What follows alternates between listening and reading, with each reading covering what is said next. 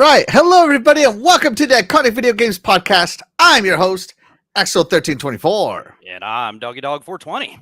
And today we are joined by a very special guest, none other from the Retro Renegades, Jago Cookin. Woo! Woo!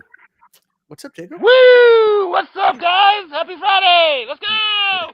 Let's do it, Jago. Yeah, I love the energy. There's the energy, yes. Love it. Yes, absolutely. So, of course, Jago, this is your first time on Iconic, right? Yes, Right? sir. Yes, sir. Yeah, I think so. Yeah. Yep. Yeah. So why don't you tell us a little bit about yourself, man? How'd you tell us about when you started gaming and just a little bit of your gaming taste, if you will.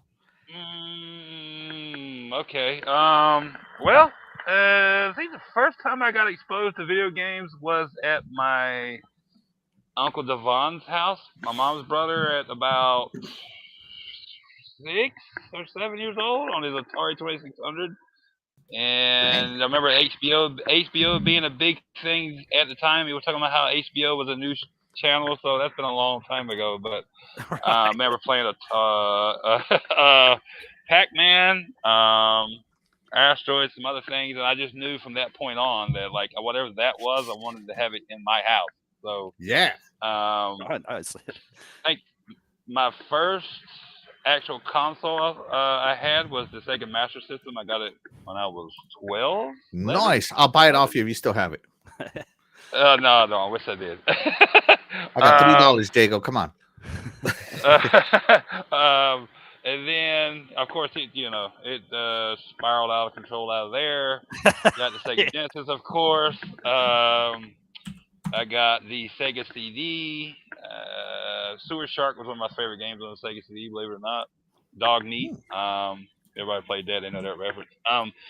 Then I had the Super Nintendo, NES, had the Nintendo 64. Got it for GoldenEye. I mean, it had all your stuff, your Genesis games. I ain't trying to take forever, but I had like the Golden Axes and all that, and then the Mega Mans and Mega Man X on the Super Nintendo. Had the Nintendo 64 for GoldenEye and Killer Instinct Gold. Had a Saturn. I got for a $5 discount. My buddy got it from Walmart. Nice. Got it from him. Neo Geo? He's one of the few people I know that had a Neo Geo. Yeah, Neo. Oh, nice. Okay. Had the Atari Jaguar. I was one of the few people that had one of those too. For Alien vs. Predator. Kasumi Ninja on the fighting game on the Atari Jaguar. Then I had the the 3DO. I had the Neo the Geo 3DO. Yep. Demolition Man on the 3DO was amazing for its time. Okay. I had the Neo Geo home system. Came with the two arcade sticks to the controllers. Games were really expensive. Is that the one with the thick cartridges, like the big thick cartridges? Yes. Yeah. There were my gosh, $300. Jago was over there to freaking spoiled, man. Those games are like $300 each. I wanted one of those so bad, man. I had the 3DO. Loved Way of the Warrior. That game show, what is it called? I can't remember. Twisted? Twisted, yes. I have no idea what you guys are talking about. I wasn't rich enough to have a Neo Geo or anything, so. Let's see. I was over here slumming it with a Genesis. Dreamcast, of course. Yeah. Love the Dreamcast. I still have my Dreamcast from way back in 2000. Oh, that's cool. Yeah. I have my original PlayStation. I would have it, but I gave it to my niece because I felt sorry for her. But then I got a PlayStation 2. I still have it. The original PlayStation 2. Had the original Xbox. Still got it. I'm a 360. PS3. I still got two PS3s. PS4. PS5. Xbox One X. A couple of Fat Boy Xbox Ones. I got a Series X and PS5. That's the Dust Collector. And here I am today, and I've played a ton of games. What about the Switch? What about the Switch? The greatest console ever made. I switched to Doggy so to prop up the other side of his table. There you go, guys. Jago Cookin. Hopefully, you guys learned a little bit. So now, again, Jago, thank you so much for being here, man. It's a great favor. Love having you here. Yeah. We always talk about what games we've been playing this week. What have you been playing this week so far? Now, you're not going to talk about it in the show yet. Yeah. Oh, yeah. I played one for that. I bought it back in the day, and I played it a little bit, but never beat it. So when they remastered it and put it in Game Pass, I actually went through it this week and beat it yesterday. That is Warhammer, the first Warhammer game. Oh, yeah. Which okay. Warhammer? Yeah, The first one. Yeah. Yeah, the first the remake or whatever they just came out. Oh, with. Space Marine Warhammer. Yeah, this okay, past- okay. yeah, the Space past Marine. one. Yeah. Okay. Yeah. I actually owned it on the 360 and I bought it, never beat it, played it, loved it, but never beat it for some odd reason because I was, multiple systems back and forth, PS3, Xbox 360, whatever. So when they come out with whatever that edition's called, I knew it was going in Game Pass, and I didn't realize it was in there already. So I saw it last week or whatever, and I downloaded it, and I actually beat it yesterday. It was amazing. Great game. If you haven't That's played awesome. No, I do want to play it. Yeah. I do want to play it. God, man, there's so many games on my backlog. It's insane. All right, buddy, what have you been playing this week? Let's see. There's a game I'm going to talk about, so I'm not going to talk about that one. I've been playing religiously for the last 2 weeks. And then, Jacob was talking about a game, which Renegade's game called Mullet Mad Jack, right? That's the right it. name. Yeah, right? Mullet Bad Jack, yes. That's cool. That's a fun little game on Game Pass. Try that out, man. I told you. Yeah, it's good stuff there. I'm on chapter 5. It's pretty cool. A little challenging, It's cool. It's not. I don't think it's going to be too long of a game, but you just keep going through it, keep trying, and you'll get through it. And yeah, of course we finished. Me and Jago finished up Halo 2 last Saturday night, so we'll be on to Halo 3 next. Yeah. Oh man, get ready to cry, doggy. Yeah. Yep. Actually, no, I didn't cry until Halo 4. So, yeah. Anyways, Great stuff.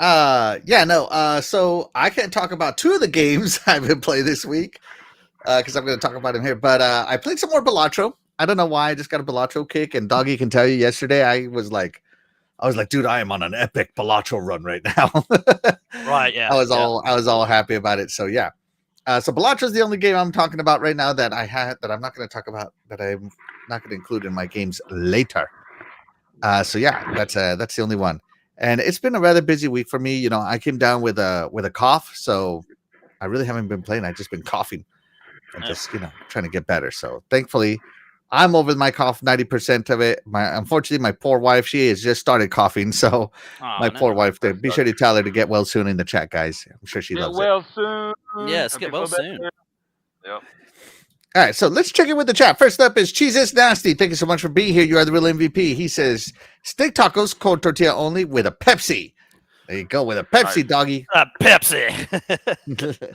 Shout out to Splendiferous. Thank you so much for being here. You are the real MVP. He says, back at work Friday. Hey, Splendiferous. Thank you so much for being here. And thank you for keeping us in the background, lurking. Yeah, thank you, bro. Yeah. And Splendiferous says, every Friday should be the 4th, right? Oh, dude, one of my coworkers' dad blew his face like into pieces with an artillery shell. And not dad, but like father-in-law, I should say. Yeah, and he showed me the picture, and I'm like, holy crap! Like he shattered his face, dude. Oh no! I was like, wow, dang. Yeah, so be careful. Hopefully, everybody does better. So yeah. Yeah, hopefully everybody has their fingers in the chat still, and face, and I hope so. I don't know how they're typing if yeah, right, yeah, right. Shout out to Fart Q. Thank you so much for being here. You are the real MVP. Appreciate you. Shout out to my beautiful wife, Luis Vien. Thank you so much for being here. You are the MVP of my life. And she says, new guest. And she's Mr. Jago is Doggy's second bestie, right? There you go. The first one is me. Yeah, that's right. Right. Just remember, Doggy, if you ever get married, I'm your best man, bro. Yeah, our 2 best men. We'll break tradition. We'll have best men. There you go. 2 best men. He just wants more strippers. That's all. Yeah. That's good. Yeah. Can't beat that. Let's see. Glitzer's in the chat. He says, dang, Jago had everything but the Stadia, and nobody wanted that. Yeah. Nobody wanted that. Yeah, no. Yeah, there you go. I don't think nobody. Even Google didn't want that. Yeah. Oh, wow. All right. So, guys, as always, tradition here in the Iconic Video Games Podcast, every quarter we talk about the games we've been playing this year. The only rule is that you have to be playing the game this year. And you have to have played it significantly. No, like, I started this game for 1 hour and I think it's amazing. No, you're going to have some significant time investment in it, right? Don't have to finish it. Just time investment. And it can be any game released at any time. Does not have to be a 2025 game. Right. Because, we're real gamers. We're not journalists here, you know. Right. And Right, so, you know, we're just going to talk about some of the best games we've been playing this year so far. And of course, we're going to get started with our guest first, none other than Jago. Jago, tell us about the first game you've been playing this year. That would be Doom: The Dark Ages. What can I say about Doom: The Dark Ages? Everything to me was an improvement on one, because it felt, more mobility or whatever. It was definitely improvement on two because of I didn't like, the platforming thing, whatever, but didn't really feel like Doom to me in some of those instances. But everything about this game was just like, to me, was amazing. The shield, the guns, the music, the mobility. You just felt like Doom Slayer. I don't get on Twitter as much anymore, but I heard there was a bunch of people talking crap about it or whatever. I don't understand that because I beat the game. Yeah. I actually 100% of the game, got all the achievements, and the game is fantastic. So the Jaeger portions of the game, they're simple, but I thought that was an amazing touch they did. They added to the gameplay, and the dragon. I mean, I even love the flying parts of the dragon. So do yourself a favor, if you have loved Doom for a long time, play them back in the day from their early origins on PC and whatever. Play them early on console, wherever first time you played it. You haven't played this, you need to play it. If you're subscribed to Game Pass, you really need to play it, dude. It's really good. I can't. I don't have anything negative about it. Awesome. Yeah. Dang, even the skins. There's a ton of skins that you can get for the Doom. So yeah. Okay. Amazing. That is cool. Right on. All right. That's a great one. Doggy, I know that you and Jago share some love for this one. Oh, absolutely. Yeah. Is this one your game of the year so far, or is this just a contender so far? Man, it's going to be tough to pick, man. That's something I'm just going to have to reserve. It's right there in a tie. It's in there at the tie with like a bunch of games. I'm thinking right now, but I spent about 60 hours on this game because the way I went through it was I went through it first, just like played. There's 22 levels. I think it was 22, something like that. 27, 22 levels. Yeah, something like that. Yeah. And I just played through it at first, found what I could. And then I went back through it again and pretty much just played every level again and mopped up what I didn't get. Because you were trying to get pretty much 100% on every level. Find all the Lorex, all the skins, all the gun skins, all the Wraith Stones, all the rubies. So the exploration was fun in this. The level designs were great. Sometimes you would start a level and it would take you a good hour and a half to get through it. But it never felt like it drug on. You know what I'm saying? The levels were just so well done. There was always action, always something to look for, always something to keep you interested. The puzzles weren't stupid hard. Like Jago said, I was afraid of this game for two things. I was afraid of it being super, super, super tough, like Eternal, and being just stupid hard like that game, which thankfully it was not. At least, there wasn't any of that platforming and having to use every single button on the controller all at the same time. That game is too much for me. Whatever, I know I stink at the first-person shooters. But anyway, I was also worried about the parry system that they had. But the parry in this, when I first got it, I turned that slider all the way to the easiest way to parry. But after a while, you realize it wasn't even that bad. The parry wasn't that bad. It didn't destroy the game at all. It was so cool. It's the melee. The flail was a blast. I love the ball and chain thing. The shield saw. What a great addition to the Doom universe, man. The shield saw was amazing. Like Jago said, the mech and the dragon was a blast. The exploration was great. The gunplay, of course, is Doom. Of course, it was awesome. He also mentioned the movement. I thought that I love the way he jumped, the way he strafed, the way he moved in this game was just perfect.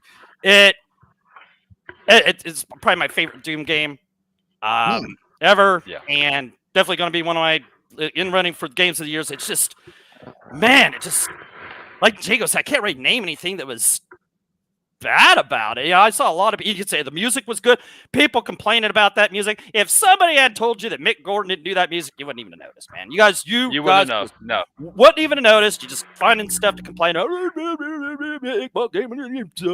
So no, this game was so well done. If you didn't enjoy it, well, I mean, I guess every game's not for everybody, but I sure did. Yeah, and Doom got such a badass, right? Like you could jump from the highest space on this, and he wouldn't lose any energy at all, any ammo or any armor, any health. He'd just go boom and shake the ground because he's a bad man. And this was a bad game. And I'll quit rambling on. Like Jago said, if you haven't played it, do yourself a favor, play it, man, because you're gonna love it. Didn't it feel like a culmination between like what they learned with Doom 2016 and Doom Eternal, and like got it like perfect in this one? They put it all in one proper package with all together. Yeah, with no crazy platforming, and made it perfect. Yeah. The guns were so fun. The weapon masteries, the level challenges that you had to do for each of the levels. All that was it all just came together in one perfect ball of excellence. So one of the best things I think they added was the shield saw, and I hope they keep that. I hope they keep that too. Yep. Yeah. No. So I haven't played Doom yet. Because as I said, this is the year of the backlog. I'm only working on backlog games, but I feel like what I'm doing is just adding, like, as I'm taking a game out of the backlog, I'm just adding like 10 more. Right. So, but like, this game looks great. I do love my Dooms. I have all of them. And I can't wait to play this one. And just looking at this gameplay makes me want to play it, man. Ah, dude. And then hearing my friends here, Jago and Doggy, just sing the praises makes me want to play it. It's good. Yeah, the parries are amazing. Yeah, the parries fun. Hard, dude. Yep. I don't struggle with parries. Trust me. Yeah, you will. You can turn that slider, and you could turn that slider all the way the opposite way and make it even tougher. That's something else is cool. You can mess with sliders, make this game as difficult. I was even doing that with like some of the weapon masteries. You actually had to make the game harder so the guys didn't die before before you could get the some of the enough bullets to hit him to get the masteries to work. So I don't know. Everything is perfect. I was actually helping Doggy with some of the weapon masteries. I was like, Doggy, just shoot the balls. Oh yeah, I forgot about that. Yeah. Because he has a shield. Until you kill all his minions, his shield won't go away. So you can go up to him and literally like fill up your weapon mastery in like 2 minutes, just wasting all ammo on him, doing what you're doing for him. Yeah, Doggy's like, no way. If you haven't played it and you're going for those weapon masteries, find those demonic essence bosses that have shields around them that you got to kill everybody first. And like you said, keep shooting him and doing what you need to do for your weapon mastery. It's cool. That was a good tip. Nice. Yeah. There you go. Got to cheese the system. Cheese it. All right. Great gameplay. So both Jago and Doggy picked Doom, the Dark Ages, right? Yes. Yep. Yeah, that's right. Let's see. Glinzer says Doom the Dark Ages is in a bad year for Game of the Year. Expedition 33 and Metroid Prime 4 should compete. I'm so excited for Metroid Prime 4, man. I can't wait. Oh yeah, I don't think there's any way Doom would win like Keeley's Game of the Year or any of the games of the year, especially with all these like you got Split Fiction in there and like, but such a great game. Yeah, this is a tough year to compete. Like Glinzer said, that was any other year. Doom would be like head and shoulders above like most of the games, but this is a tough year. Yeah, which is great. I love it. I love years that are fantastic like this. Good, because some years you get kind of like just okay games, not bad games, but like good games and okay games, and then every now and again though you get flooded with like a year with like amazing games. Way too many. Yeah, way too many. So. Yeah, but I'm going to talk about an older game that I just finished this year, and I liked it so much, so I started playing Lies of P on Game Pass as it was leaving Game Pass, and I thought I could beat it in a week because it's an indie Souls game, it can't be that long, and I guess it's not, but it took me more than a week to play because there is some difficulty to this game. There's some puzzles to it. There's some everything to it, and I ended up loving this game a lot because I liked it so much. I didn't finish it on Game Pass. I ended up actually buying it on a sale and then beating it. And now I'm just like, when it was over, I'm like, I need more Lies of P. And you know, when I want when I don't want the game to end, even though I have other games I want to play, you know, that's right there is one of the that's when you know it's awesome. Yeah. So the game does have, like, it's so funny, like I play so many Souls games that I'll run into a boss and it's like first try, you know, like, because you know they're Souls games, they run on the same formula, if you will, right? But every now and again you get like these bosses that are just like crazy hard, and I'm just like, oh my god, I can't believe I gotta try this guy again, try this guy again, try this guy again, try this guy again, try this guy again. You know, like every now and again you end up getting those bosses that just engage the rage. But I think those bosses are also some of the bosses that make me the happiest, because I figure them out eventually and I just kill them and I'm like, yeah, that's right, you thought you were good, but I'm better. And so it becomes this huge. I guess the reason I love these types of games is because it takes me back to when you were a kid and you had to memorize the game to beat it. Right. And that's what these Souls games are. You basically have to start memorizing the bosses, memorizing the patterns, memorizing what aggroes them, how it aggroes them, all that good stuff. And I don't know, I ended up loving this game. I ended up getting like a super, by the end of the game, Jago, your mic is like super staticky, bro. And my camera is a piece of junk. Yeah. Where was I? Just figuring all this out, pushing every button. What's this do? What's that do? Backtracking here, backtracking there, and just finding new hidden bosses, new levels. It was amazing. The story of Lies of P was great. The combat was great. The ending I got was the most BS ending ever. But I'm really like contemplating buying Overture here soon, whenever I get a chance. So yeah, I really cannot wait to buy some Overture here. Let's see. Let's check in with the chat real quick. Give me a second. Shout out to Web Dave. Thank you so much for being here. You are the real MVP. He says, let's rock. Let's do it, Web Dave. Let's do it. Jago, Lies of P.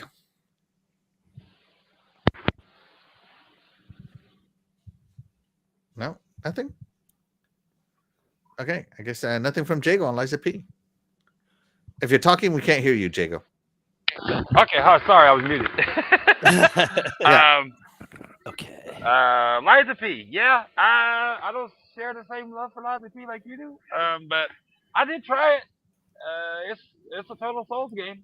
I probably gave it, I don't know, 2, 3, 4 hours. And then I said, I'm gonna beat it the old-fashioned way and uninstall it. There you go. He's gonna beat it the old way. And now, Doug, I know you love your Souls games. Oh, I love Souls games. I know you love the parry mechanic. I mean, how can you not love parry? I love Souls games. I love not playing them. That's what I do.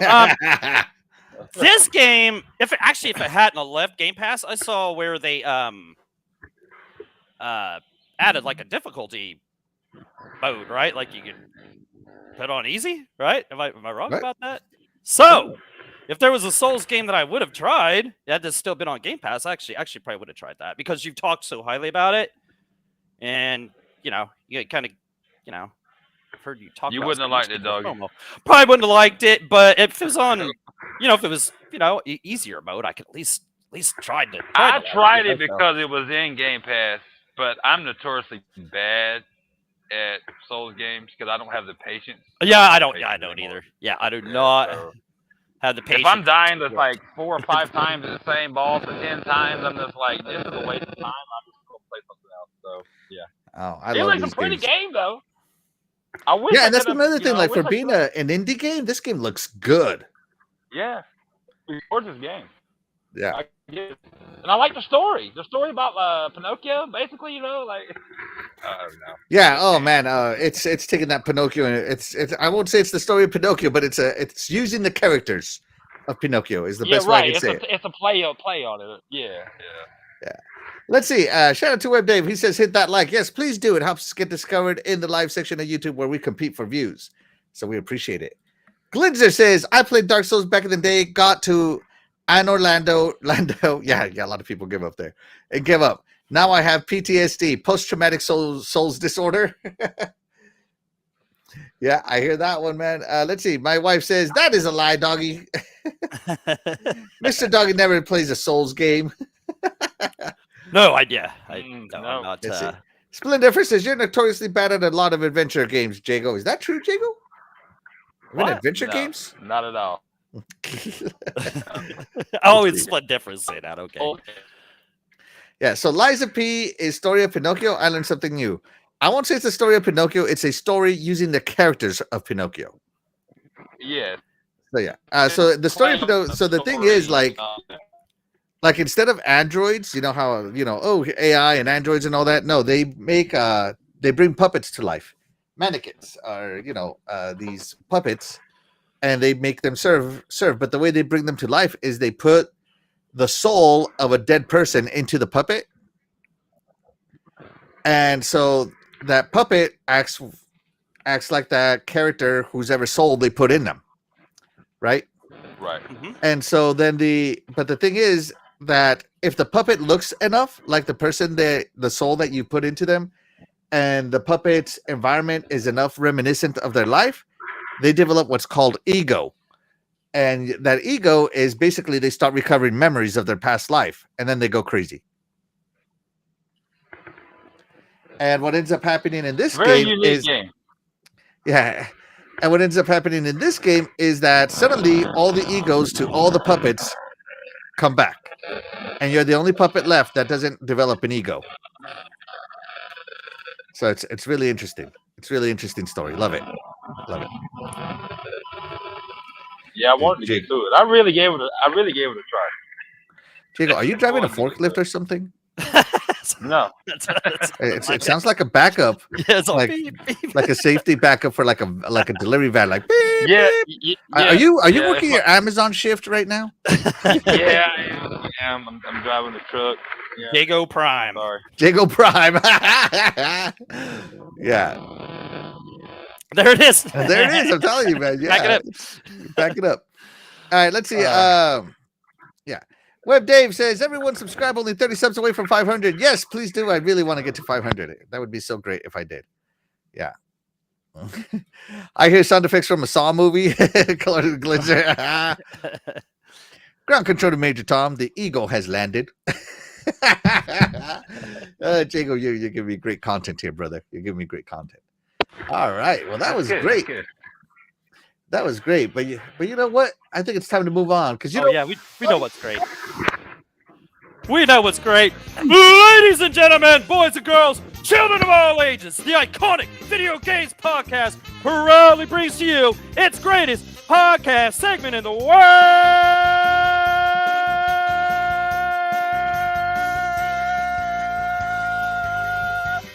It's intermission time with Axel.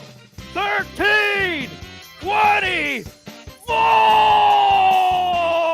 Woo!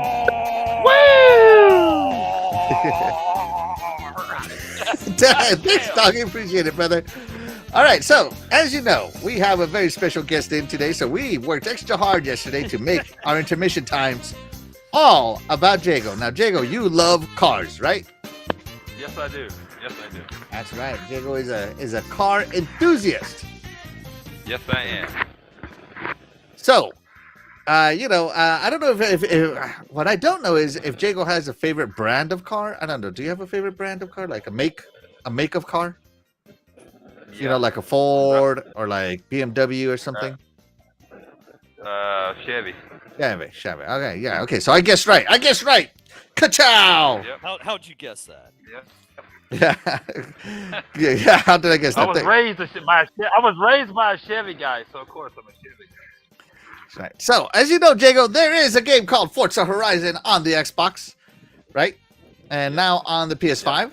And they have a bunch of Chevys in there. So we asked the chat. We want to know from the chat, which of these is the best Chevrolet in Forza Horizon? Is it the Corvette? Corvette. Is it the Impala? Impala. Is it the El Camino? Camino, yeah. Or is it the Silverado?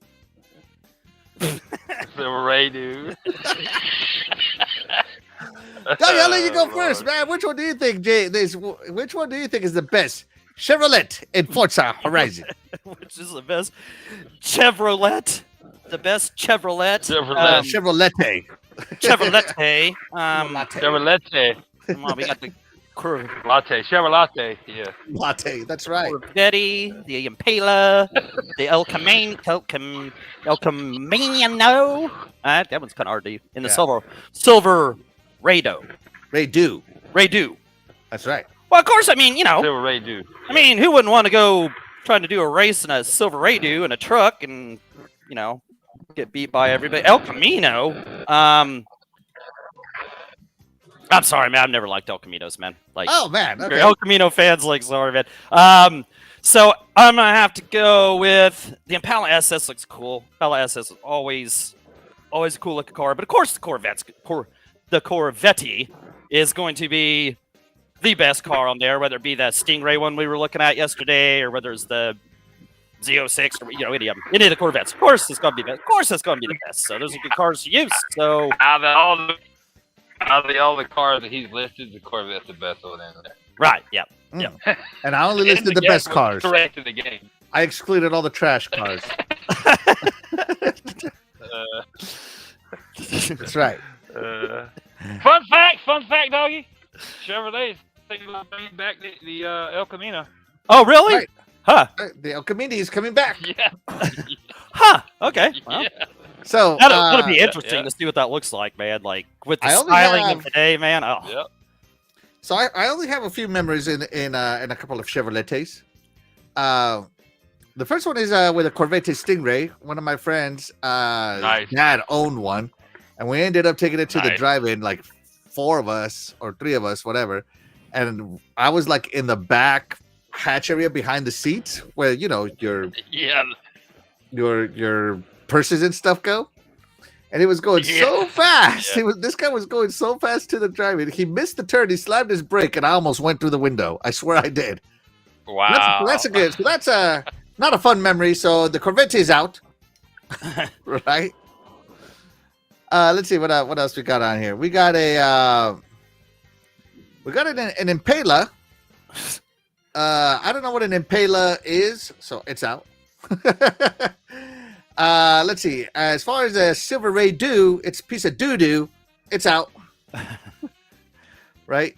I mean, if I wanted to experience driving a Silver Ray doo-doo, like let's just pretend I want to take it like from here to where Doggy lives. Like just pretend I want to go to where Doggy lives and visit my buddy Doggy.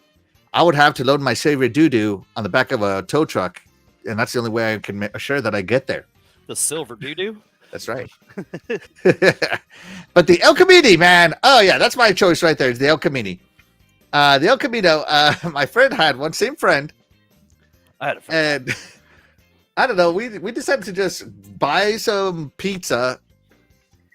And, there was 3 of them in the front and 4 of us in the back. And we were just eating pizza while he was driving in the back. And for some reason, he decided to take us into a graveyard and scared the bejesus out of us. Almost died from being scared so much. And I don't know, for some reason, I love that memory. So, the El Camino is definitely my choice. Oh, no, Doggy. We lost Doggy. Uh-oh. Maybe he's resetting his computer. Yeah. All right, let's see. All right. So Diego, what was your choice? The Corvette? Yeah, I picked the Corvette. Yeah. There he is. There's Doggy. Yeah, I was trying to fix my camera, but I'll have to go get a different one. I'll get it here in a little bit. That's enough of that. We're going to go ahead and end the poll there. Doggy, how did the chat feel about which car was the best car in Forza Horizon 5? Which Chevrolet? Which one of these is the best Chevrolets in a Forza Horizon 5? Any of the Forza Horizons? So we got Corvette, 80%, Silver Radu, 20%, Impala, and El Camino. I know. El Cameo. Yeah, El Cameo. They both had a 0%. So Yeah. So there you go. There you go. So I guess Glinson was right. He said Corvette gonna win easy. There you go. Oh yeah.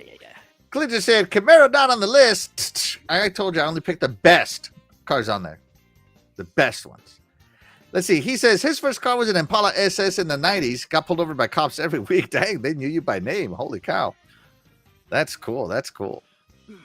So there you go. All right. That's going to do it for that intermission time. Let's move on to our next set of Game of the Years contenders. And so, of course, we are going to start with our special guest here, Jago. Jago, what is your next game that you're going to talk to us about? That would be Dragon Age Veilguard. The Veilguard, whatever how it's pronounced.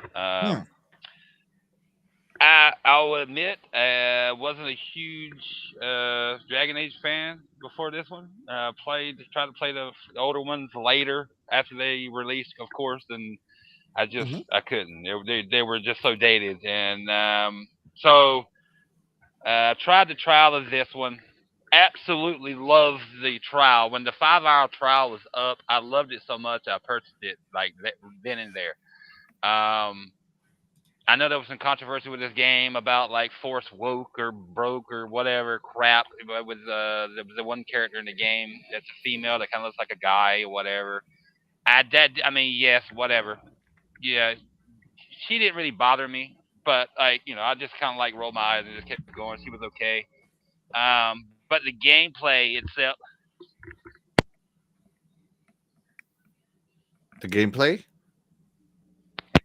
Oh. Sorry, Yeah. my dog. No, it's so good. He unplugged my mic. But the gameplay. Absolutely love the gameplay. The magic. The fighting mechanics. Swords. No matter what you had, sword, shield, axe, whatever. It was fluid. Felt fluid to me. I really loved it. The magic, you had like upgrade trees for the magic and different things. You can go in different directions with different kinds of magic, and that would enable you to do different things depending on where you put your points. And it was like, I don't know, it was a huge magic wheel or tree of things you could do, and you could respec your points at any time and go in a different direction, which I did multiple times just to try out different magics and stuff. Great magics were great. The story, me admittedly not knowing a whole lot about the previous Dragon Ages, this story hooked me from the very beginning. And like, you play some games and you're really anticipating it, and you play it and you're like, I'm not really feeling this, and you put it down, you may never go back to it. This was the total opposite. Like within that 5 hours, like I was like, yeah, because all the characters to me were really interesting. They honestly, the story made you care about the characters, each one, and what they were going through. Like I thought the music during, like when you're fighting, the ambiance, or like when you're not fighting, like the music, or like your locations or whatever, wherever you were at, just amazing. The vista's amazing. The character models, the voice acting was top notch. I thought. I don't know, man. If like for like my first, say, I guess Dragon Age I've actually beaten, I really, really love this game. So like I get it if you're coming from like the other Dragon Ages, and this one was not your your cup of tea because of whatever they were trying to do with the wooden set character. But you need to look past that and play this. I tell Doggy all the time still he needs to play this game. It's so good. Dude, I want to play this game. This is on my to-play list. Dude, it's so good. He loved Avowed, and I tried Avowed, and I couldn't do Avowed. Like maybe it's because I just had played this game. I don't know, but like after so this game ruined Avowed for you. Oh dang, that's when you know a game's good, right? Yeah, pretty much. Yeah, it's like this. Yeah. I wanted to go back to this after I played Avowed. I was like, nah, I can't. No, but it's really good. Like that is awesome, man. Yeah, if you don't have it, and and let's be honest, everything now is getting way, way expensive, and gaming is getting really expensive. It's always been expensive, but like pick this up on like a Black Friday sale or something if you don't have it yet. But do yourself a favor and play this because it's really good, dude. Like, I mean, the story didn't disappoint, the ending didn't disappoint, the beginning doesn't disappoint. So I don't know how much more I got to sell it to, dude. It's really good. You don't got to sell it to me. I'm already sold. Doggy, are you sold? Oh yeah, this the only reason I haven't played this yet is just because like this 2025, man. There's just not enough time to get to everything. Yeah.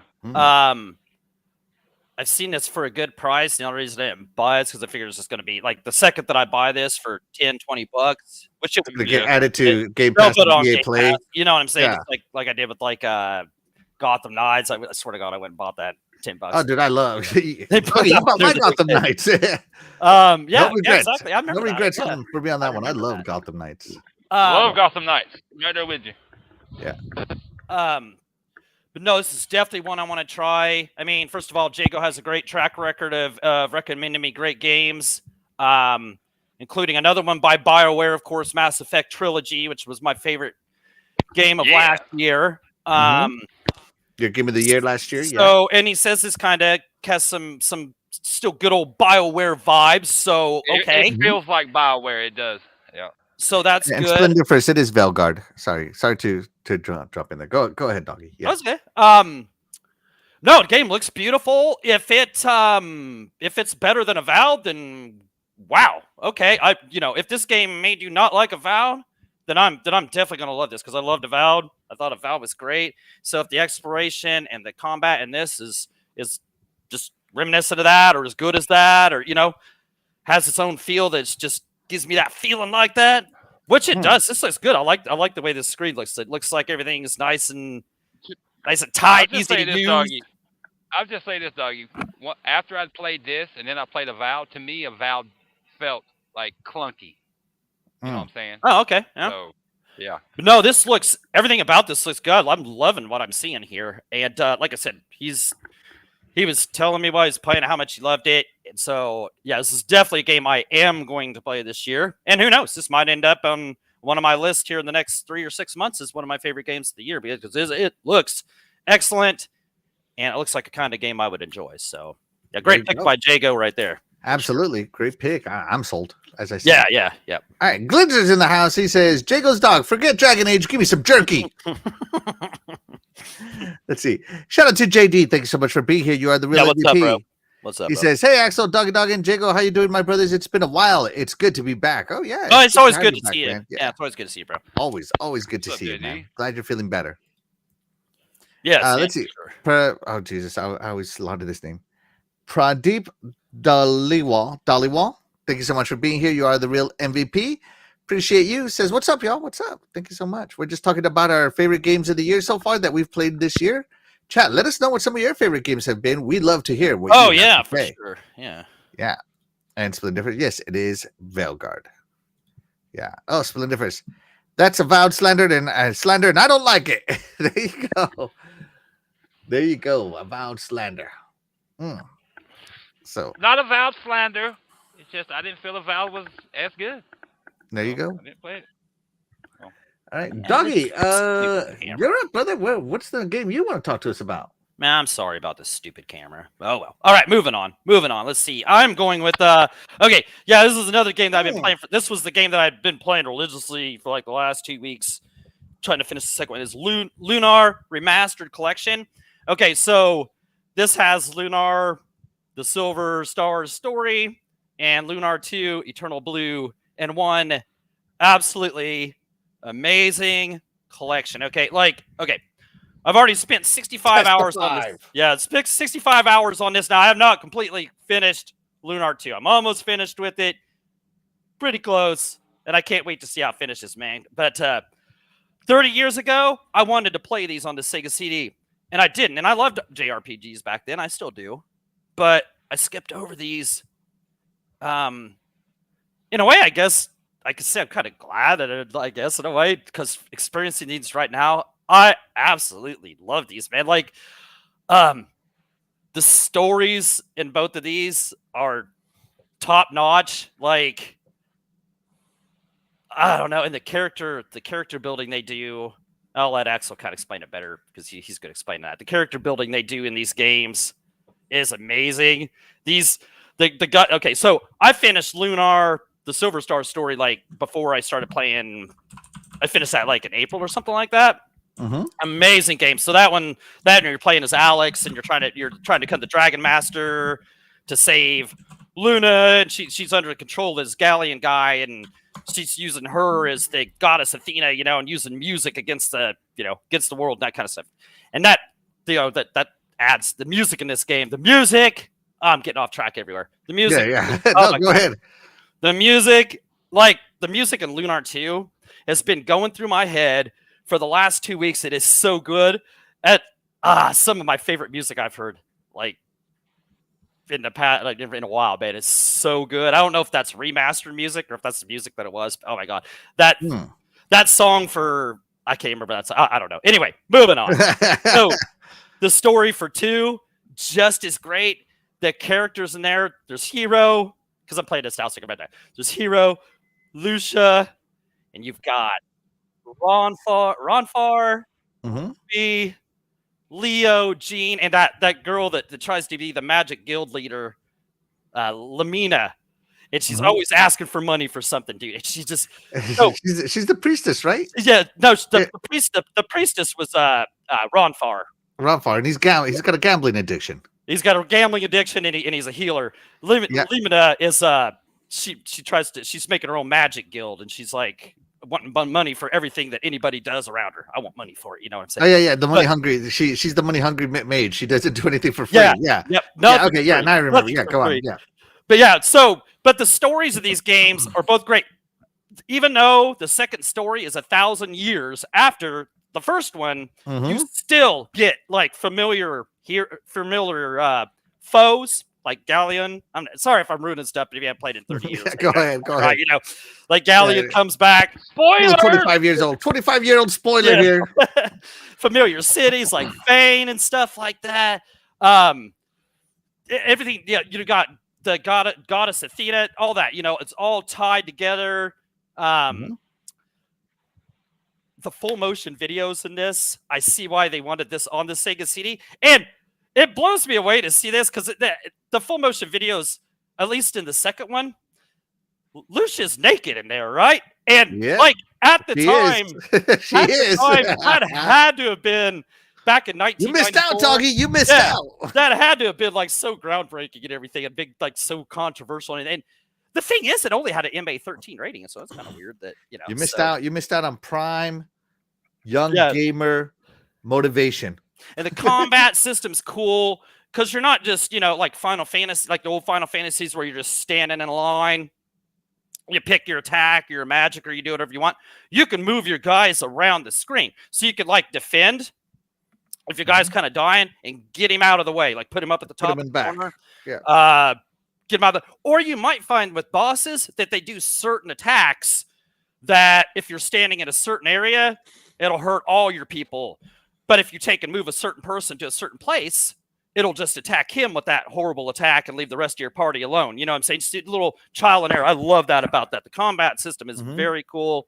And these games, these are not easy, man. You got to spend some time leveling up. You've got to kind of figure out what magic works on what and stuff. And it's tough. I've had to play bosses over and over, and sometimes I've had to just like, I'm like, okay, I use my white dragon wings, go back out of the dungeon and just play through it again to level myself back up. This game it's tough. I don't know if you remember it that way. Yeah, it's you got to grind, and it's cool. And Axel will tell you more because I know he loves these games. I was telling Axel about this yesterday, and I don't know if he's played these recently or not, but he remembers these like he just played them yesterday. That's how good they are. That memorable characters, memorable combat, memorable stories. I would play through these again in an instant. And what a great collection. And like I said, I might have missed them 30 years ago, but I'm glad to have played them now. So, tell them more, Axel. I know you love these. You want me to go after you? What about Jago? Jago. Oh yeah, Jago. Yeah, Jago. Jago, have you played Lunar 2 Eternal Blue? Nope, never have. Oh. Nope. Let me tell you something, Doggy. I bought Lunar 2 for my Sega CD. I got Lunar 2 for my Sega for my PlayStation. The Eternal Blue collection. Wow. Yeah. Complete. And now I'm gonna get this for my Xbox. Because it's on there, man. So so the point of Lunar, the Silver Stars, not the Silver Star, for Eternal Blue, Lucia, she falls from the blue star. Yep. She's not human, right? And so the whole point of the story is to basically show her what humanity is capable of. And that's what I love about the difference between Silver Star and Eternal Blue, is that it focuses more on interactions and character development and all this, because it shows you how everybody's, even though this lady's willing to charge everything for magic, how she puts that aside for the better good of humanity. Yeah. Right? Yeah. And so she starts to understand humanity and what drives us a little more. And of course, you're trying to stop the resurrection of the malevolent god Zophar. Zophar. Yep. Did I get that right, Doggy? Zophar. Yep. Exactly. Yeah. And the way you're going to stop him is to resurrect the 4 dragons. 4 dragons. Yep. 4 dragons. Yeah, you're going to resurrect the 4 dragons, so you have enough power to go and fight this guy. I won't tell you how it ends, Doggy, but I'm just telling you it's good, right? So it's really cool too, because like the combat, Doggy was talking about it, but it also has stances. Like every character has a different. I don't know if you've unlocked this, Doggy, but like the martial artist dancer person. I have the dancer. I know what you're talking about. Yeah, the dancer can unlock martial arts later on. Gene. Yep. And you can either choose the martial arts or the dancing, or like the Rumfars. He's got luck-based healing, right? Because he loves to gamble. So when he's healing you, it's luck-based. How good it's going to be. It's really interesting, right? So I love that, because it even like, oh my God, heal! Please be a good heal! Please be a good heal! It like adds that anticipation to it, like you're hoping you do it. Like, oh, I hope I get a crit. Whatever, I didn't get a crit. No, this one's like, oh man, come on, critical heal. He even has that one where he's a gambler and he has that dice move, and you get even or odd, and it'll give you more damage if you get even or odd correctly. Yeah. Right? Sorry. No, it's cool. And Doggy, you may not have experienced this yet, right? But what makes Eternal Blue the best Lunar for me is that after you finish it, the end game opens up. I know there's an end game just looking at the achievements, and that's what makes it cool. Is like you'll get to see the real ending, and you'll get to see like what happens with Hero and Lucia, because I know she's gonna have to make her way back where she came from. So we'll have to see what how it all ends up. You know what I'm saying? So. Yeah, no, the end game, I'm looking forward to that just as much as finishing it, I'm about done with the main. Yeah, I'm glad I had the end game, because I don't, like you were talking about games you don't want to end. I don't want this to end. Oh, dude. Like I didn't want Mass Effect Trilogy to end, this is good stuff. Yeah, no, this is awesome to me. One of my favorites. It's got layered systems on layered systems that build off each other. And to me, it's one of the greatest RPGs ever made, man. And the music, so good. The soundtrack. And I've been bragging about this and telling Doggy to play it forever. And he finally listened to me. Finally, after how long have we been doing this podcast? 3-4 years now? 4 years almost. Yeah, 4 years. He finally listened to me. Next time, listen to me, Doggy. Play some Dark Souls. And no, I'm just kidding. Yeah, I'll get on that next. Yeah, no, because this is like a strategy action RPG is the best way I can describe it. Yeah, it has strategy too. Yeah, it does. Yep. And I don't know, for me, this just it's one of my favoriteest games that I own, and I treasure it a lot. And I'm so glad I played this when I was younger and had nothing else to play. Back in the day when I only bought like 2 games a year. I'm glad that the Lunar series was one of the series I bought. And I've bought it again, and I'll probably buy it again, and then again, because I love it. Right? They didn't add nothing to this, or at least that I would. So you got the Sega Genesis or the Sega CD Lunar is different from the complete Lunar, and this is a port of the complete Lunar. Yeah, I'm sure it's. So the Sega CD version did not have the end game. They added that to the complete version. Okay. So that's the big difference. So yeah. There you go. I highly recommend it. This game holds up. I don't care what anybody says. I have loved tons of JRPGs that are this style over my life, and this one has came in, and these 2 games on this collection, it came in and stole my heart, and they are so good. Like they are up there with Final Fantasy II SNES love for our JRPG. These are good. I can't believe how good these games were. So I'm telling you, doggy, you were missing out, bro. And like I said, that music That's in 2 because I've been playing 2 here recently. Oh my god! Like one was good, 2 is better. Soundtrack. What a soundtrack! This is one of those rare series where like the second one was just leagues ahead of the first one because they took everything and just made it better. Yeah, one was amazing, but 2, two's they just did everything better. Everything better, yeah. But nothing wrong with 1. No, I mean that's like this one was a 9.9 and this one's a 10.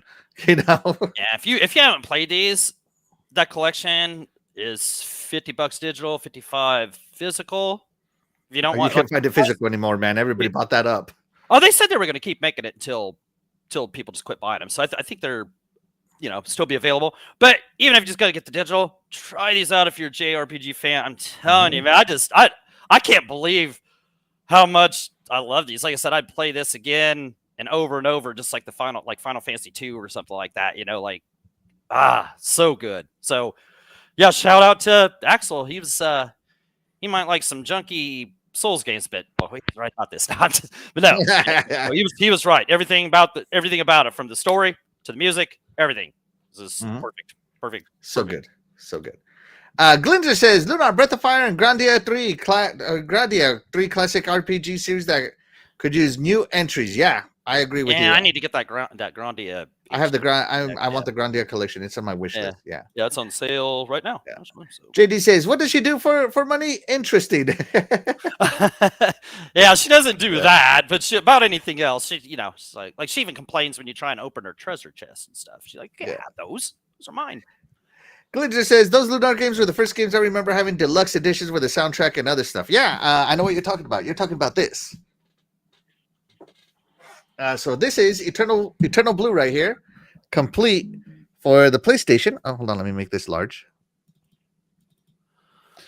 Right here, and it comes with little figurines of each character, little cardboard figurines of each character. Nice. Comes with the map, comes with the soundtrack, OST, everything. This is. Ooh, it came with the soundtrack too. Oh yeah, man. Oh, this is nice. So good, man. Such a good. These complete collections right here, physical. If you can find one complete with all the figurines, you've scored. I usually make fun of games for coming nowadays. I'm like, oh, who wants the digital soundtrack? But that right there, whether it's on CD, I'm sure it's on CD, not digital. It's on CD. Yeah. That soundtrack, now that's something worth having. Man, I can't believe how good that. It's so catchy. All the songs are, man. So yeah. Yeah, you need to get that remastered. Let me know if they remaster that music or if it's. Oh man, you gotta get it, doggy. You gotta get the LP. You gotta get it on vinyl to really enjoy it. Yeah. Okay. Will Axel and Doggy be playing the remastered Final Fantasy Tactics? I will. Yeah, I have Final Fantasy Tactics. I have Final Fantasy Tactics War of the Lions, and I can't wait to play this new Final Fantasy Tactics, the Ivalice Chronicles, which, if you played Final Fantasy Tactics, you know that Ivalice is the land that you're fighting on. So, yeah, I cannot wait. Man. So, yes. Shout out to Back from the Dead. Hold on. Here it is. Thank you so much for joining us. You are the real MVP. Appreciate you, buddy. What's up, Back? On to my runner-up game of the year here. Oops, I messed it up. Doggy, what's better than listening to this when you first load up? Your Mech Warrior. Hangar doors opening. Stand clear. Reactor online. Sensors online. Weapons online. Yes. That is so cool. So, my game that I'm going to talk about is Mech Warrior 5. So, when I was young, I really wanted to play Mech Warrior 2. But I didn't have the money to buy a PC that could run it. And now here I am on console playing Mech Warrior 5. Now, this game came out back in 2019 on PC, 2020 on Xbox. Your old Xbox One could run this, but I'm playing this on my Series X with my friends. This is Mech Warrior 5 Mercenaries, and we are having such a good time. This game is so good. So good. So full of action. Upgrading your mechs, finding new weapons, blowing stuff up, just making mistakes like, I'm just going to go in guns blazing, and you find out that you get ambushed by 10 mechs and you got to retreat. It's got a layer of strategy. Me and my friends have also established some strategy on this. We got artillery mechs, tank mechs, glass cannon mechs, and some of my favorites, the little fast mechs that just go past everything and aggro everything. Love them. Yeah, this game is so much fun. So much chaos is happening in this game. Like this mission doesn't do it justice, but some of those campaign missions are crazy with chaos and how many big mechs you fight. And who doesn't want to control a giant robot and just destroy everything in your path? It has, you're a mercenary, and basically the motivation of the game is that another mercenary group came in and killed your dad. And so you're doing mercenary work until you find out who killed your dad, and then you're going to go kill them. That's the campaign in this. I love this because it has co-op campaign. It has just co-op missions. If you don't want to do the campaign at all, you don't have to. You could just play the game, right? Do missions. It has several types of missions. It has like bounty hunting missions because you're a mercenary. You're gonna go bounty hunting. It has, hey, destroy this territory mission. Like right here, this guy has to destroy this base. It has destroy territory missions. It has, hey, we're being attacked. Come help us defend missions. It has kind of like patrolling missions where you got to patrol a certain area and just kill everything you run into.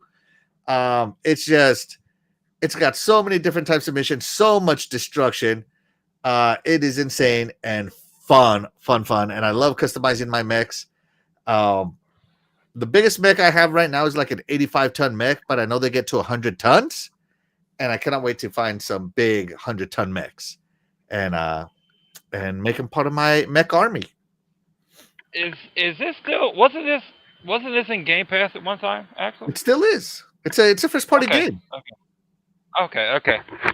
Microsoft owns publishing right to MechWarrior games. You know that, right? I didn't know that. I knew it was in Game Pass. That's how I had tried it back in the day, and I was looking for my Titanfall 6, and it wasn't exactly like Oh no, this is much slower than Titanfall. Yeah. So I mean, I need to go back and try it because I didn't honestly give it a try. Like I played Armored Core 2 or the newest Armored Core, whatever it was. Armored Core 6 Fires of Rubicon. Fires of Rubicon. Yep. Actually, other than that one that I did this, I actually need to go back because I didn't really give this one a try because I'm gonna be honest, Titanfall has ruined mech games for me because I thought that game was so perfect. So, but yeah, I need to go back and try this. It looks fun. I'm watching your gameplay. It looks fun. I need to go back and play it, man. Oh, this isn't my gameplay, by the way. I load up gameplay from other creators, so that's I never take credit for gameplay that's not mine. So yeah. Okay. But no, it looks fun. Whose ever gameplay this is? No, this person's pretty good. Yeah, I love it because you can even all the weapons you have down here. Like you can see his weapons down here. Like you can see he has them grouped 1, 2, 3, and 4. Those are different buttons on your controller. You can have it mapped. My only complaint with MechWarrior right now is that I downloaded the PC one. It is not cross progression. PC MechWarrior 5 Mercenaries and Xbox MechWarrior 5 Mercenaries are not cross progression. So I loaded it up and my save didn't come over, and I was very sad about that. That sucks. And also the when I did load it up on the PC and I connected my Thrustmaster joystick and everything to pilot my mech, if I come to find out that it doesn't work with joysticks. And what kind of mech game doesn't work with joysticks, man? So I'm a little disappointed in that. But otherwise, this game is ridiculously good. The story's good. Which one was it? I was going to say, which one was it back in the day that had the huge controller you could buy on the original Xbox? Was it MechWarrior or was it Armored Core? Xbox. Was it which one? It was from Capcom Steel Battalion. Steel Battalion. Okay. Steel Battalion, okay. yeah, and I know because I own it. Right. And I have that controller, that 64-button controller. Nice. Yeah. Nice. Yeah. So yeah. MechWarrior to me is just so much fun. If you look at some of my shorts, you can see some of me just blowing stuff up or just recording that, a lot of stuff is happening. Like this mission doesn't do it justice.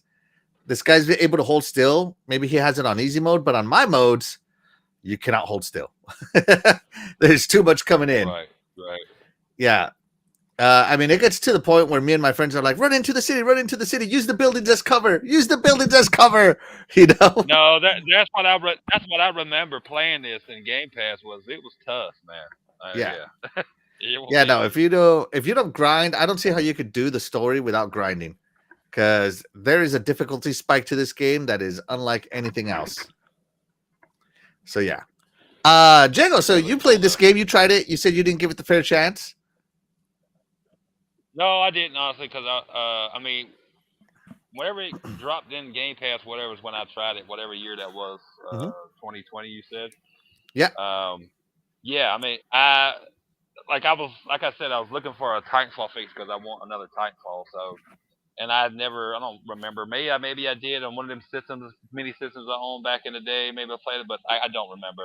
I've had so many to play so many games, but like I loaded up, played it, tried it, and let's be honest, you know, if you like more than one genre, there's always something coming out that'll take your attention away from something, and that's why we have backlogs. But I remember playing it, and I was enjoying it. It's not easy. Like I remember getting my butt kicked. I was like, let me come back to this, and I never have. But like looking at this guy's gameplay, it looks good, man. You said it's co-op too? So, yeah. Oh yeah, it's 100% co-op. Yeah. You just have to get to pass, I think, mission 3, and it unlocks co-op. Nice. So yeah. I didn't know that. That's good. Doggy, MechWarrior 5, Mercenaries, buddy. Yeah, co-op. I mean, yeah, maybe that's something in Game Pass. Yes, might be something. Yeah, we try on a Friday or Saturday. Actually, I mean, it looks cool. So why not? Yeah. You say it's first party? Yeah, well, it's not first. The MechWarrior licensing is super complex, but Microsoft is one of the people that holds a publishing license for it, and they publish the MechWarrior series of it. Okay. Yeah, so yeah, it's always going to be a Game Pass if they're publishing it. Yeah, so no, I have not played this. I mean, I'm not like a big mech game guy or anything. I mean, I already you love Titanfall. Yeah, Titanfall 2 was cool, man. And I didn't finish that. I need to go back and try to finish the rest of that off. That was a cool campaign. But yeah, I didn't finish that. But right, if this is co-op and something cool, there's a darn good chance, and it's in Game Pass, a darn good chance this might get played. So this is a cool. I thought it had been taken out already, honestly. Yeah, this is a cool pick, Axel. Yeah, good pick, Axel. Yeah, no, and you don't see it here, but you got to manage your mechs. Like your mechs take damage, and you got to repair them, and you got to like if you're in an active war zone, repairing them can cost up to 400% more, and take 400% more time.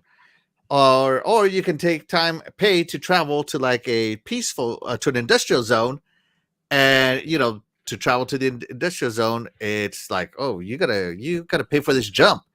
Moving around space isn't cheap. You're gonna pay me 150,000 credits, C-bills, right? Right. Or you can spend 150,000 C-bills repairing here, but it's gonna take more time. So what do you do? Oh, and by the way, traveling is gonna take 23 days. Well, how long is it gonna take to repair my mech? Wow. Or like it's like it's too expensive. Do not repair here. I'm struggling with money right now. Your mechs take damage. Like if they blow your arm off, there's a good chance if you had like a good weapon on that arm, like a tier 3 or tier 4 level laser, that laser's gone, and you gotta equip like a tier 1 laser on there. Like it has a lot of strategy to it. So like me, I don't equip like tier 4 and 5 weapons on arms, because they fall off, like they get blown off all the time, right? Or like, a lot of these mechs come with jump jets. I don't use jump jets when I'm fighting in mechs, personally, right? This is just my style. And so I drop the jets and I put more cooling modules in there so I can fire my lasers more sequentially without worrying about overheating. If your mech overheats, it shuts down. It's so cool. Everything that happens in this game, it doesn't do it justice. Oh, and friendly fire is a thing, and you cannot turn it off. Wow. If your friend shoots you in your toe, you took damage. Right? And so this game is just so fun. This guy's like, Wow, he's holding still so much and just taking damage. I would never hold still. He's playing it on easy. Apparently, yeah. So yeah, and like, hey, your next mission is way over here on the other side of space. And you can jump 10 star systems at once for like 1 billion C bills. And it's like, oh, hey, your next mission is over here, 10 systems away. Or it's way over here. And it's like 30 systems away. So you can't just jump there because you'll run out of money. So you gotta jump, do some missions, repair your mechs, jump, do some missions, repair your mech. It's like it's got like an economy strategy level to it that I really enjoy. So yeah, I love Mech 8. I'm loving Mech Warrior 5 Mercenaries. It's so good. It's so good. Let's check in with the chat right now. Let's see. Glinzer, is Mech Warrior better than Armored Core? If you're more into action, Armored Core is it. If you're more into simming, I would say Mech Warrior is. Because Mech Warrior is definitely the sim. Yeah, Armored Core is I can take, because I play more Armored Core 6 Fire of the Rubicon, and it's nowhere as in depth as like what you're saying with Mech Warrior. I can tell you that. No. Yeah, no, you got to manage everything, man. And then like you can carry like unlimited amount of mechs in your ship, but you got to pay to carry them. You got to pay like rental fee, like a fee, like you get taxed in the system to have that many mechs. It's insane, man. Like, so you got to really money manage this. Your pilots can get hurt if your pilots can get hurt. Your pilots can get killed. If they get hurt, well, they're down until they heal. If they die, well, you got to replace them. I mean, it's just crazy how much goes into this, how much thinking and planning goes into missions until you get into a groove. I'm now into a groove, and like me planning for a mission now takes like 2 seconds. But when I first started, I'm this is what it feels like to be a Transformer. Excellent. Yeah.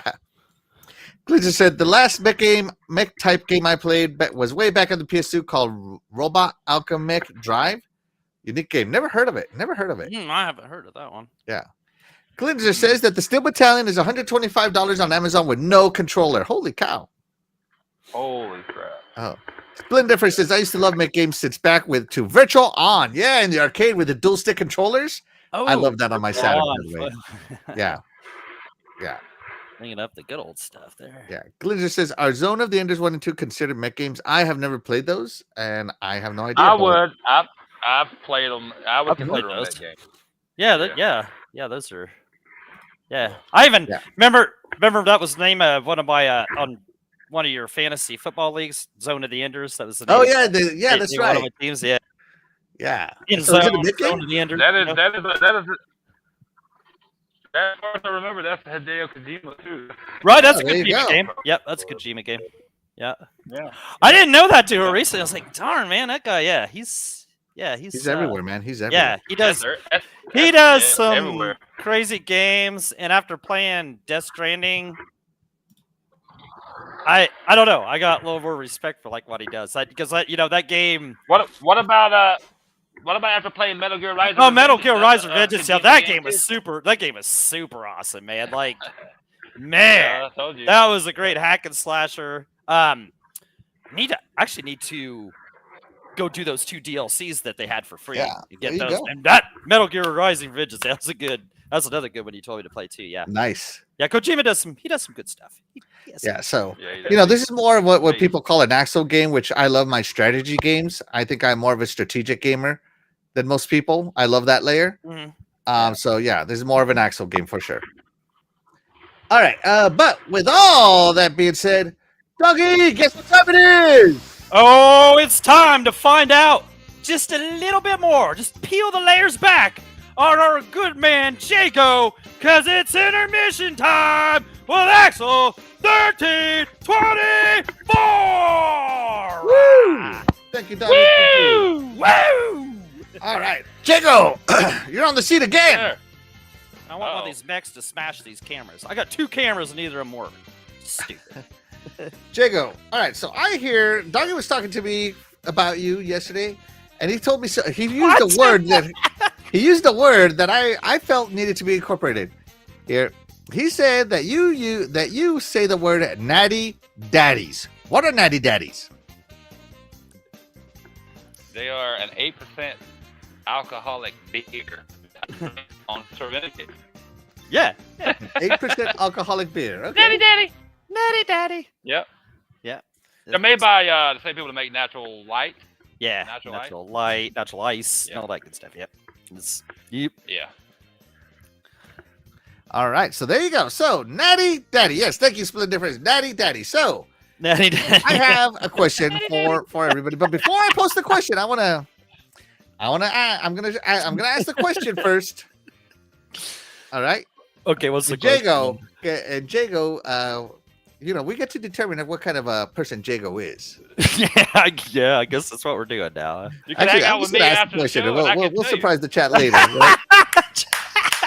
Wait, what? What I miss? You said hang out with us after the show. And I can tell you. Yeah, you see what kind of person he is. Yeah, there you go. There we go. So I'm gonna assume that Jago likes to drink and chill and enjoy his natty daddies and then jam out. Who does Jago jam out to after a few natty daddies? Does he jam out to I don't drink Drake? as much as I used to. Does he jam out to some Drake music? Drake. Yeah. Mhm. And does he jam out to some Justin Bieber music? Or I just threw up in my does he mouth. jam out to some Sean Baby Oil Combs music? Threw up even more.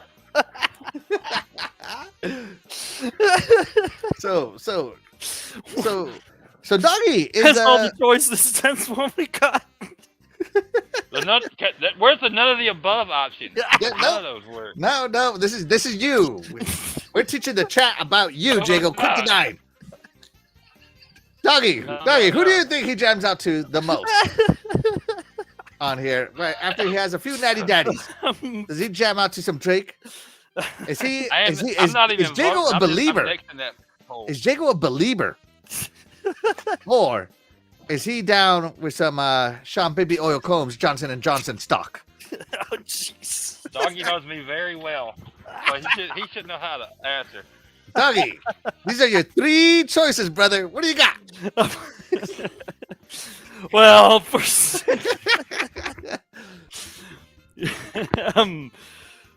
yeah. First of all, my answer is, I mean, we could have added some more answers to this one. Jago actually likes some really cool music. He likes stuff that I'm into. Oh, you're into one of these. But maybe, guys, maybe he's into little stuff. Maybe I'm into stuff that I didn't know about. Let's see. So, if Jago was going to be listening to any of these, I'm going to say Drake. Nah. Baby Oil. Nah, I don't think you're that low. I think he's a believer. Oh, he's a believer. He's a believer. So If you he's- think yeah, he's a Jago believer, baby? Oh my Yes! god! He's a believer, baby. Yes. I don't know if Jago's looking at his screen right now, but check him out. I am. I see that correct. Jago's like, I'm not really. Great show, guys. I'll see you later. Come on, Jago. Come on. It's all fun and games. Jago's a Somebody believer. gets a buy put out. Yeah, it's it. All right, so he's a believer. Good mock up there. I'm gonna go last. Jago, who would you rather listen to out of these three? Drake, My God, Bieber, or Sean Baby Oil Combs? I'd rather eat a bullet. Is that a song by Drake? Is that a song by Drake? I don't know. I don't listen to him. No, I don't know any of those Drake or no. So I is honestly this don't know by- who by Drake Killer- is. I don't know Killer who that Drake? guy is either. I don't. Are you gonna change your name to Draco Kukin? Oh no. Oh No. my gosh! What did he do to my avatar? I know what's he doing, man. Oh This my guy, God. this guy should be in cuffs for misuse of AI right there. There you go. My wife picked Yeah. Drake. Okay, my wife picked Drake. Okay, there you go. So she thinks she's gonna be Draco Kukin. I'm telling Jay what you did to my avatar. Yeah. Careful who you pick Dougie your fights with. has to beat a believer, Jago Believer. Look at these soft eyes. Look at those soft Jago Believer eyes. Those are soft. Those, Yeah. Oh, yeah. Over here, he's Draco Kukin. Look at those eyes. But I'm gonna go with option number 3.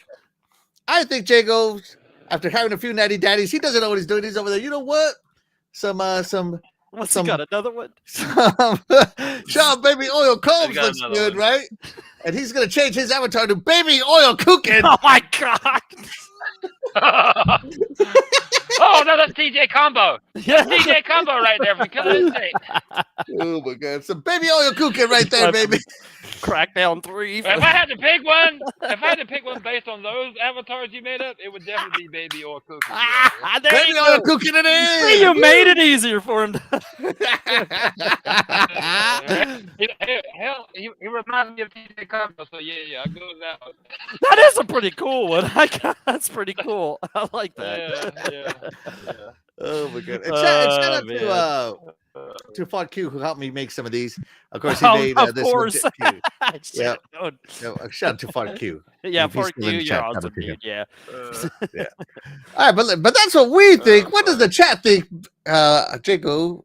Oh, Let's Jago see. left. Oh my god, he really left. He's like, I'm out of here. He's like, Oh, What does the chat think about it? Okay. Who should he What? be? What does Jago jam out to after a few natty daddies? Okay, so we got natty daddy. Drake, 66%. Justin Bieber, 16%. And Shaw, Baby Oil, Cone, 16%. There you go. So he is he's a Drake guy. Which I don't even know who Drake is. All right, here we go. He's now Jaco Kukin in the chat. I think I know who Drake is from, like, probably if I saw his face, but I've never listened to his music. So there you go, guys. There you go. Drake O. Kukin. Oh my god, that was great. That was Look great. at Glitzer. Look at the comment by Glitzer. The last one. Let's see. Split Difference says wild man, oh wild man. JD says, here we go. Yes. Glitzer said for his sake, let's hope Drake wins. And he did. JD saw some of this is like Jesus. Oh my god. Split Difference says the diddler, he's all in. The diddler, that's right. Diddler. He's a believer. Not a believer. Yeah, believer. the monkey's out. I'd I'm a believer. Dun, dun, dun, dun. I'd Shout out to rather my be the beautiful wife, she Diddler picked than Drake. the Dead Lee, you know what I'm saying? Eat a bullet. He's picking 50 Cent. Nope. I didn't prepare 50 Cent. Draco Kukin is better than Jago Bieber. Jago Belieber. first off. Believer. Yeah. It's Jago Belieber. Look at those soft eyes. Jago Belieber. Yeah. Oh my god. Split Difference. We had him dying. JD was dying. Glitcher said, thanks for being against Jago and taking this abuse. Yeah, he knows. Oh yeah, Rigo said, I'm not coming back after this abuse. Oh no, you can't go. He's like, yep, I'll put up with the rest of this. I'm out of here.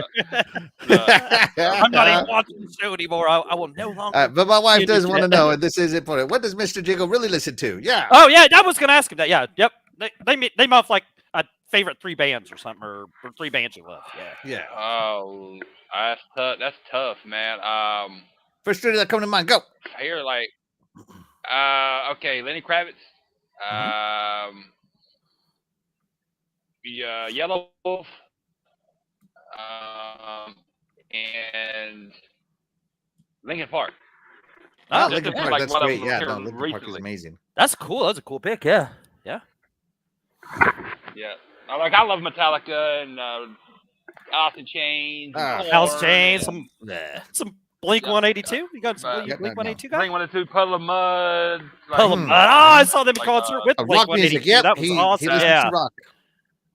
That was one of the Pantera. coolest. Silently, he like, I love- loves them all. Yeah.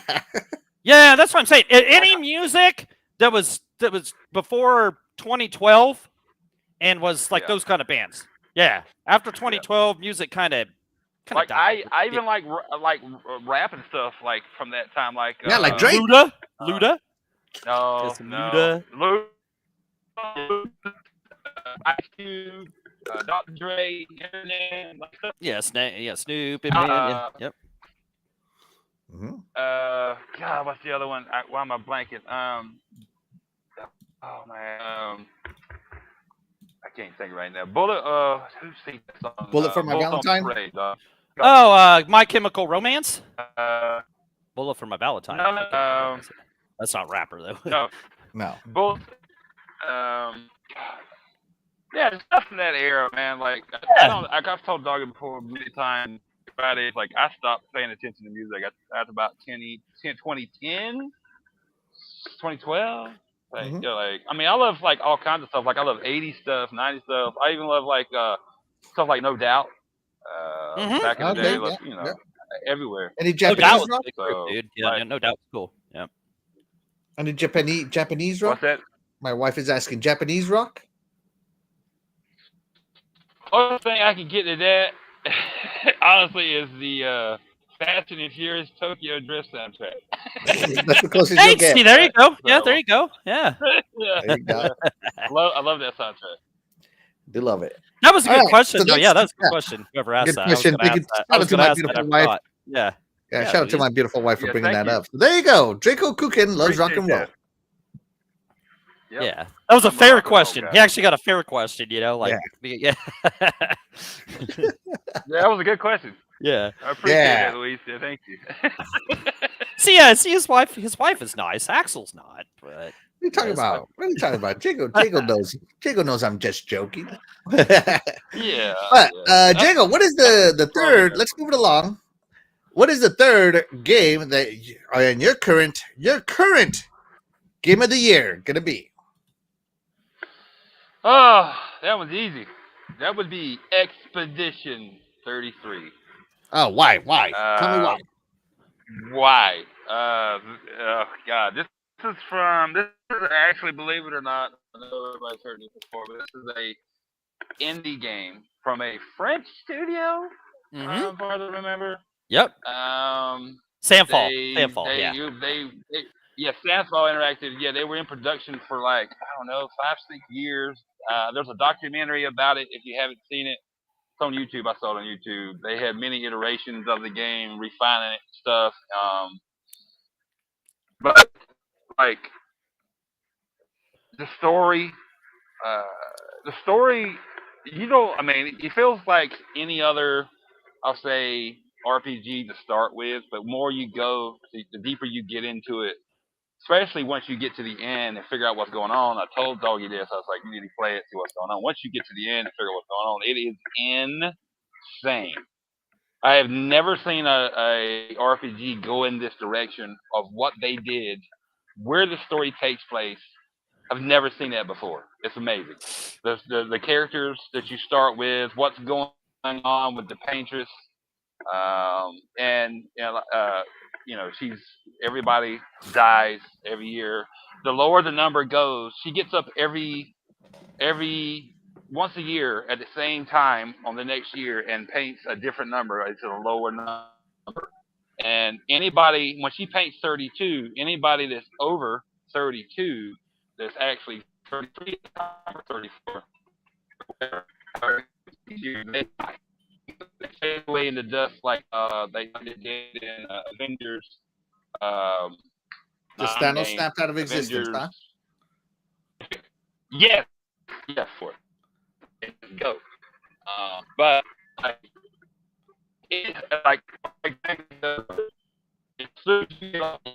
Jago, your body's super hard, bro. Like super hard. I can't understand what you're saying at all. Yeah, sorry about that. Yeah. Jago's body's super hard. Sorry about that, guys. We're gonna wait, give him a minute to come back in. Doggy, you there, bro? All right, here we go. Let's see. Hopefully this refreshes it nice and pretty. Jago, can you hear me?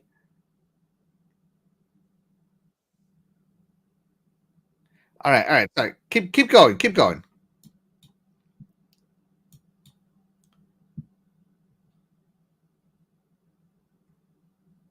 Or not?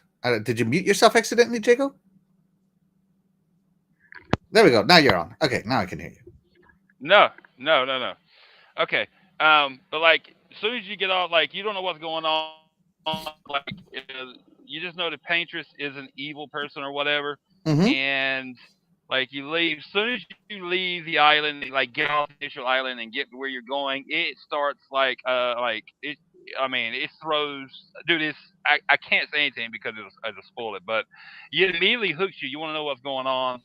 The characters Gustav, Mael. Mael's the youngest one. She's like 16. Gustav is like her brother, which is in the footage you're seeing right now. What is the guy? I can't think of his name right now. I got it. Hold on. Gustav, Loon, Mael, CL, Monoko, and Verso. Those are the 6 playable characters. The story's like it keeps you engaged. Like I know people were talking about like they didn't get the not active game, but what is it? The parrying system and stuff. Turn-based. Yeah, turn-based. Turn-based. Like I'm not huge on turn-based anymore either. But I like once you start playing this game, you forget about that. The battle mechanics, the powers they got, the things you can learn, the upgrade system, the upgrade trees, the weapons, like you know, all that. The further you go, the more interesting it gets. Like everything about this game, the music, the graphics, the art style, the vistas are gorgeous. I don't know. I could go on about this game for a long time. Like it is it's probably one of my favorite RPGs of all time now. Once I saw where the story was going and where it ended up, and there's an end game. There's actually an end game too. So, like I don't know. I was totally blown away by everything Sandfall Interactive did with this game. Like this being their first game, they nailed it. And it wasn't in production for 8 years. Like, go ahead, Dougie. And you're not even like a big JRPG kind of guy, like a turn-based or any of that kind of stuff. No, so for you to be this much into this, it surprised me as much as anybody that you were talking to. Dude, it's so dude, it's so good, and like and you actually care. You get like the story, like the things they go through. It makes you feel like it reminds you of things they're going through in like the things we go through in real life, day to day, and like there's not one character in this story that you're like, he's a throwaway character. All these characters are really fun. They have interesting backstories. I love the little gestures, the gestural village, like you know, like the stories with that. I don't know what else to say. Like everything about this game is amazing. Like it really surprised me. Like I knew it looked interesting when I first saw it. But I love this game way more than I ever thought I would. So, like, for me, right now, as much as I love Dragon Age Veilguard and Doom, The Dark Ages, this is still, and I've played other games this year, but this is still, like, my favorite game of the year so far, dude. It's so good. Game of the year. It's Game Pass, so, yeah. Man. And it's only $50 if you're buying it, you know? It's not a $70 or $80 game. $50. Let's put it this way. Normally, when I beat a game like this, I'll uninstall it. This game is still installed, and I still go back to it. Right. And do find new things. And I've played this game. I know I've played this game at least 50 or 60 hours. He's played it at least more than 60 hours because I have almost 60 hours in it, and he had way more than me. So he's probably 70 or 80 hours. Yeah. That's cool, dude. Man. It's really good. And like I don't normally gravitate to turn-based stuff. Like I loved Final Fantasy 16 because it felt like Devil May Cry 16 to me. You know, that's more my speed. But dude, the combat in this game, I will say one thing: the parrying is it's hard to get. It's hard to get like good at. If you get good at it, it's rewarding. You will roll over it. Yeah, you will roll over these dudes like nobody's business in this game. You will feel like a boss in this game if you get good at parrying. There you go. So good. Expedition 33, man, I want to play it, and now I want to play it even more. Doggy, what about you? What is your current game of the year? Yeah, I mean, this is right up there. This is like a tie. There's a log jam up here. We're gonna have to figure this out. But as Jacob was saying, what was there? Jacob, was there 33 devs on this team? Is that what it was? That where they came up to 33? Either way, it was yeah. That's why I say 33. 33. Yeah. And I might have missed some of the yeah. stuff you said because my computer junked out and all my stuff junked out there for a few. Mm-hmm. But yeah, small dev team that had a love for this kind of game, had a love for quality, no fluff, no stupid stuff. They just put a game together that. And they had a love for Doggy of old school turn-based RPGs. That's why. Right, exactly. Yeah, the old school RPG fans can enjoy these guys. Obviously, were a fan of old school RPGs, but they decided we're gonna put a little more something cool into this. We're gonna shake up the industry. We're gonna make people do something different from now on, and that's what's gonna happen. People love this game. This game. Okay, so it was in Game Pass, but it still sold over 3 million copies, which in this gaming landscape today, that's pretty good. That's pretty good, man. Yeah. Like, you can't, tough. The Game of the Year last year didn't sell that. It sold half of that. So, wow. Okay, so let's go for this. But, man, I was hooked from the beginning with this game, with the voice acting, with the graphics, the storytelling, the environments, and of course that combat system, the turn-based. You had the quick time events in there. You had the dodge, jump, and parry. Yeah, the dodge jump. Yep. The jump, I always forgot about the jump. Till you like, oh, I should jump in there, but but yes, like Jacob said, it rewarded you if you're good at parrying. If you can really, stay. Oh, what is that? Stay.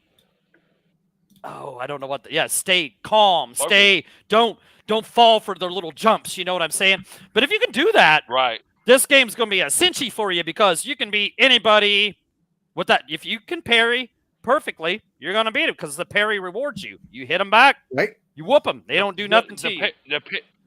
The parry punish is ridiculous. But the punish, the punish is. Oh my god! Yeah, you better not miss it. So you better. I liked how it had the 3-item thing.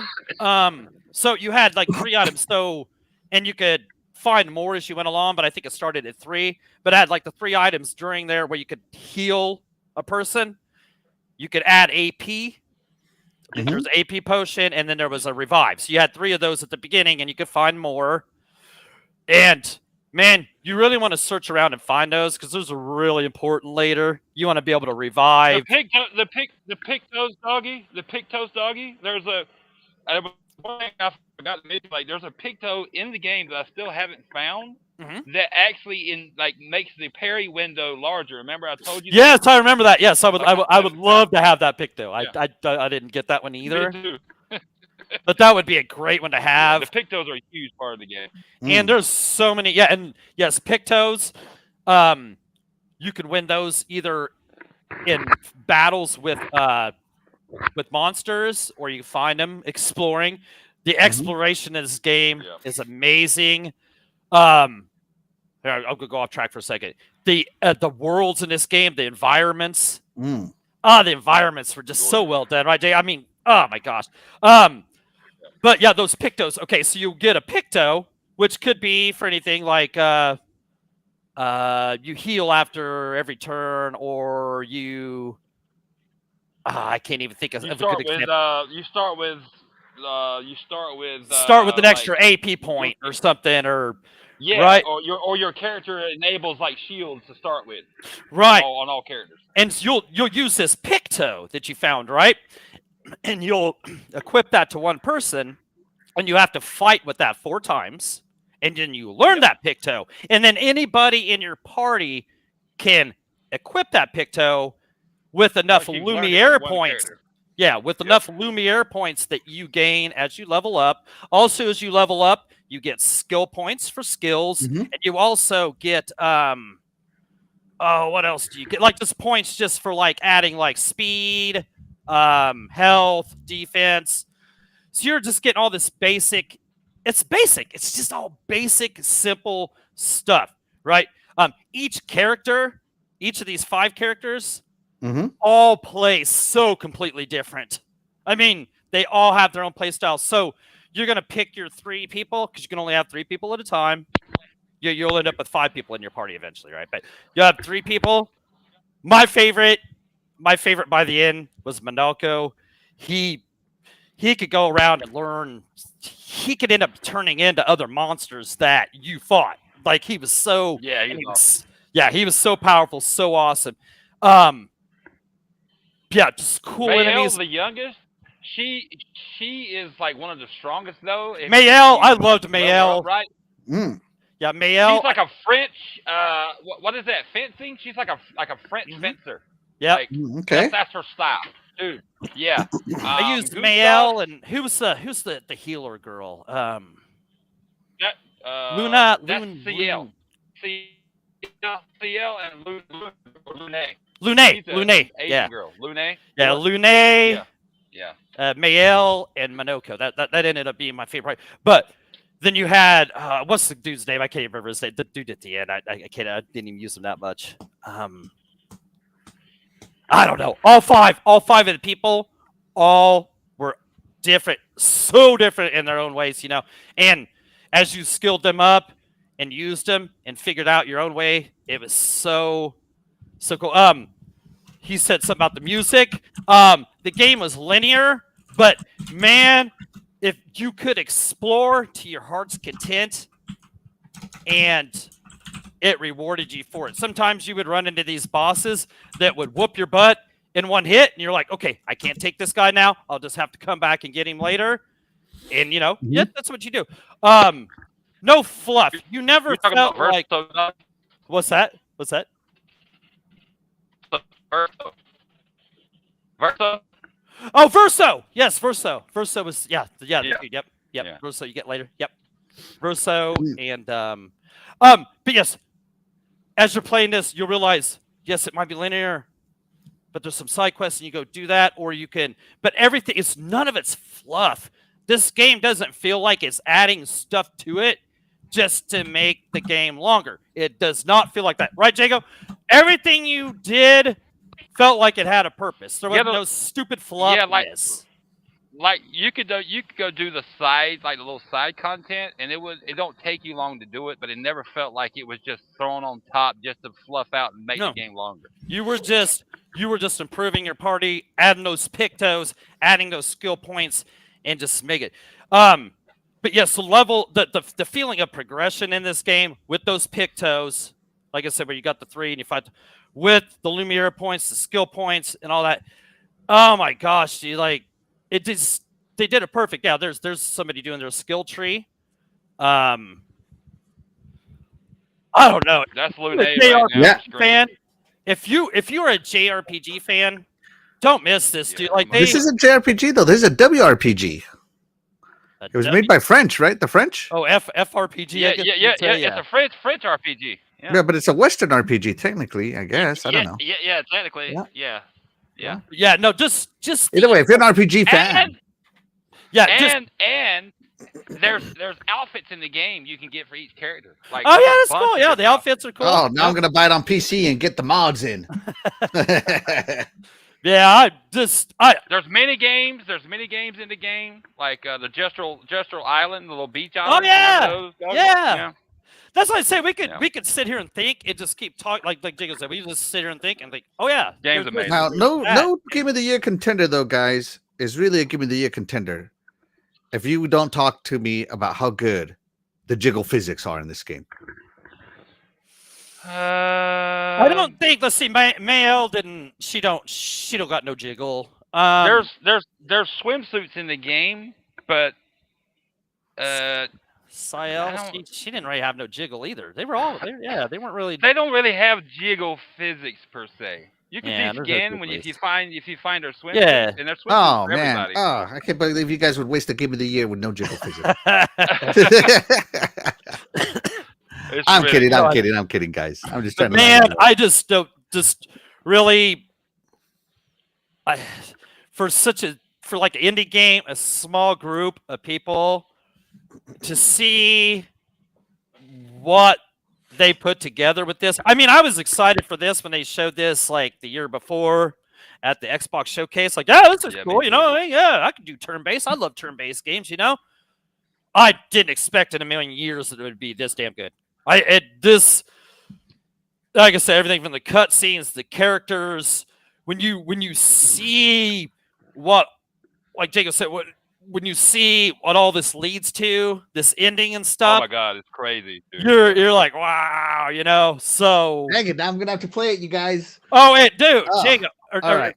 Yeah, it's never this tell him, story. Jacob. Yeah, you get on that. Get on. You gotta get on this. This story, and what they do with this story, and where you're at, and who this guy is on the screen, and what you're actually doing, and where you're at. I've never seen it in an RPG. Yeah, ever. Yeah, we're trying not to ruin no story for anybody, but oh my gosh, yeah, it's That's weird. Okay, yeah, all right. Yeah, cool. You won't be disappointed at all. And actually, I know you'll love the play mechanics because that parry, it's fun, but it's tough, man. It's tough, man, because Axel will love that. Axel will love that. It's tough, but you know, once you play him enough, you figure out that window and stuff, you know. So yeah, I'm sure I'll love it. It's so rewarding when you get just I don't know. It's GOTY material. And like you have relationship levels with each character. Right. But you cannot get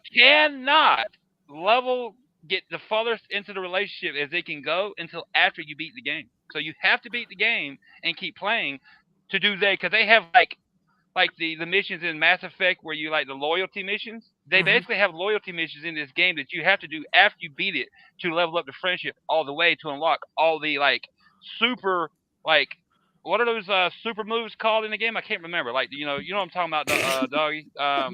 You can't unlock their third one until you level up the characters, their friendship level all the way. Oh, what are those things called? I can't remember what those. Yeah, I know what you're saying. Interesting. Okay. I forgot about those super moves you do too. Yeah, I forgot about. Man, there's so much into this game. It sounds like, and it sounds like there's so much, but they made it all so simple and so enjoyable. It's stupid how 33 people can make all the rest of this industry look like a bunch of peons with a game like this. I mean, it really is. I'll put it this way, Axel. I know you're a Mass Effect fan, just like me and Doggy. Yeah, I know. We know you love that. Yeah. I haven't been hooked by a story with a RPG like I was with Mass Effect until I played this game. The stories. Yeah. There you go. All right. Out of this world. This story better change my life. Oh no, play it, dude! Like guaranteed, you'll be telling me. You'll be like, dude. We'll see. Yeah, we shall see. Let's check in with the chat real quick. Now, of course, I haven't played. Great choice, guys. Of course, I haven't played this game yet because I got other games. But let's see. Your Wicked Hot said, "Hello, guys. I'm back. I lost internet. Hey, welcome back. Your Wicked Hot. Thank you so much for being here. You are the real MVP. I'm sorry, I didn't say hi to you in the chat. What's up, bro? Files of Horrors in the chat. Shout out to you. Thank you so much for being here. You are the real MVP. Appreciate you." JD says, my internet keeps dropping. It must be everywhere tonight. I know, mine sounds like a ZX Spectrum loading games. Let's see. All right, JD says, Expedition 33. This game is fire, Jago. Absolutely. Oh, yeah. Blizzard says, no fluff, aka no long side quests. Great. Yeah, it's no fluff. And anything you're doing, you don't feel like, oh, I'm just doing this for no stupid reason. Like, everything has a meaning. You're never wasting your time with stupid stuff, Des. So no, they're not over. They don't take you just to go find somebody's leg. You know what I'm saying? Right. Yeah. Yep. Yeah. Jago plays with the speed off. We just lost Jago again. Oh my gosh. He'll be right back. All right. Let's see. Jago loves it, so it's a JRPG, Jago role playing game. Yeah, there you go. Oh, nice. I like that. Like that cleanser. That's good. It's a Jago RPG. All right, let's see. Jago RPG. I like that. Let's see. Axel wants Jago role playing game. His wife is getting the couch ready. Let's see. Hair flows a lot. Overabundance flowing hair like Vaseline concrete. What? I have no idea what that. I have. All right, hair flowing and Vaseline concrete. I am not connecting the dots, bro. I'm sorry. Yeah, I don't know. I'm not connecting. Vaseline. Yeah, I'm not. Yeah. Let's see. Sounds like Expedition 33 has RPG of the year on lock, but game of the year, we shall see. We shall see. My beautiful wife says Axel will play this. I can smell it. I think does Expedition 33 have the highest Metacritic of the year at a 92? I do believe it did. I think something came out not so long ago and beat it, but I think it's still. Yeah, there's some weird game. I remember hearing some weird game that beat it. Yeah. It wasn't Death Stranding. It was like some weird game, got like 93. But yeah. This is one of the top. Beat this, and it is not a weird game. It's The Legend of Zelda. Legend of Zelda. Yeah, because they remade it for the Switch, the enhanced version. Nah, we're not counting that. That's okay, maybe that was it. Yeah, that doesn't count. That doesn't count. Yeah, it's the best game ever. Count. Right, let's see. Switch games don't count. Axel can play this. I can smell it. Well, yeah. She's like, darn it. Can you please say that this game is awful? He has so many games he bought and has not played yet. Louise, get him! Get it! I know. What my wife is trying to say is that I need to play all my games. I need more gaming time, less family time. I agree. Oh, no, you can't. He didn't say that, Louise. No, I didn't. No. I heard people say Expedition like 33 should win Music of the Year. For an RPG, music means a lot. Oh, the music's stupid good. Yeah. Stupid good. I did. Yeah. I always loved RPGs for music, and this does not disappoint. There's even records you can find in the game. There's like 33 records you can find in the game, and if you find all 33, you can play at the base camp. Yeah, you play them at your camp. To the characters. And that's how. And that's what I was gonna make. Yeah, that camp. There's a camp, and that's where you can replenish your items. You know, like your healing potions and your. But if you heal at that camp, like if you go to the camp and go inside the camp and heal yourself and everything, once you come back out, all them damn monsters are back. So nice. So like a Souls game. Yeah, you got to make the decision. Do I want to heal or just roll on? So like a Souls game, doggy. Just like you just literally described a Souls game, bro. You got parry in there, yeah. Anytime you save at an expedition flag out in the world too, Axel, if you beat a monster that's standing right beside that flag and you save at that flag, that monster you come back out, it'll be right on your butt like, and come get you. Yep, he's coming right back. So that's it's like Souls game, the whole game. So it is. Sometimes you got to make that decision. Like, wow, man, that last fight sucked. I don't want nothing to do with that. I'm like, okay, skip that flag, or you might just hit it for only a save. But that's it. I don't know if you save though. It heals you. Yeah, no, you just roll on. Or you got decisions to make, but it's all simple. That's what's so cool about this game. It has a lot of complex stuff to it, but it's all made simple. These devs, what were they from Ubisoft or something, right, Jago? I think you say. They lost some good devs. Yeah, you guys lost some good devs, punks, and you guys should have held on to these guys because this was outstanding. And like that, gamers making games. And like that, okay, so like this parry system and this QTE that they do with this turn base, that's gonna be the new hotness. Like this is gonna they've created like a new idea in this genre that people are gonna copy. I guarantee it. You watch. It'll be a lot of people are gonna copy this. Yeah, for sure. All right, sorry guys. The QTE, but they use them just to enhance your text, which you want to hit. But yeah, right. Oh my gosh, we can talk about this all night, right? Yeah, I can tell. I can tell. Jesus. Right, you have not played this game. It is on Game Pass, or it is only $50 if you want to own it. Whatever, play it. Unless you just completely despise these kind of games, you're gonna love this. And even Jake, like I said, Jacob's not even like the biggest JRPG turn-based guy. No. He said it himself, but this loved it. Just amazing. Goes to show. Yeah. So anyway, I'm done. I'll quit rambling. I'm done. I'm timed out. Let's see. Files of Horror said, when they overdid ray tracing with all the concrete shined in the rain like it was Vaseline in Watch Dogs 3, man, that is a super specific thing that a game we were not talking about there. The sorry, man. They do that though. Yeah, they did do it. Yeah, but yeah. Yeah, the ray tracing. Shout out to you, man. What's up? Let's see. Split differences. That makes for easy leveling up. Save, grind, save. Yep. Right. Save, grind, save. Yep. Definitely. But great game, guys, and I definitely don't want to play it because everybody's talked positive about that game. Oh, you'll love it. Yeah, you are a JRPG It's really fan. good, though. You'll love I it. guarantee You'll you'll love love it. it. Guaranteed. You guarantee it like Men's Warehouse. Right, and it's even like I said, it's got that perfect parry.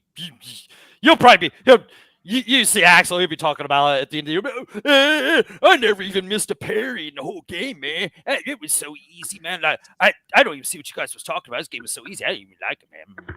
That's right. I've never played such an easy game in my life. That's what I'm gonna say. Nah, you'll love it though. There's so much to it. We'll see. We'll So see. much. All right. So my game of the year. So that's Doggy's game of the year and Jago's game of the year. My game of the year so far, and I thought it was gonna be Liza P. But then I played Metaphor ReFantazio. Now I wanted to play this game when it came out, and then it came to Game Pass, and I'm like, all right, I'm going to play it because it's not going to be in there for long.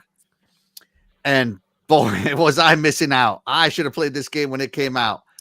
The story in this game is so good, and like the motivation in this game is so good. Like all you're trying to do is save the prince by assassinating another guy, but you can't assassinate him because he's protected by magic. And you're trying to figure out how to kill him the whole game, right? And so you end up going through all these adventures and all these encounters to try to bring your rank up in the world, like get more followers. And so the more followers you get, the higher your rank goes. And what I mean by higher, I guess being number 1 to being number 5 million. So you got to be number 1. Right.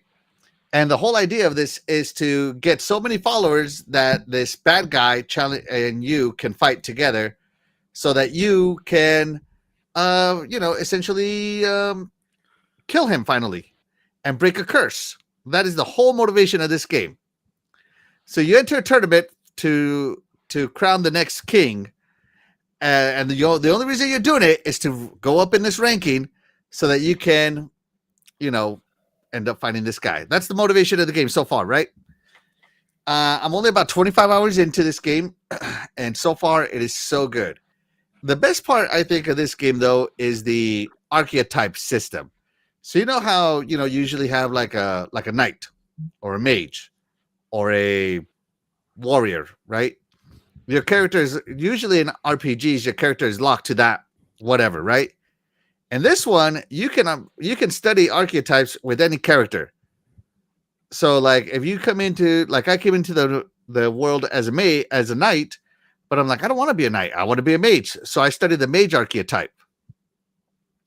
And then eventually, the mage archetype turns into, it's like, hey, you got high enough as knight and a mage. Now you're a knight mage, right? So you end up going from like basic archetypes to adept archetypes, which are combined archetypes, right? And then above that, there's even more specialized archetypes called elite archetypes, right?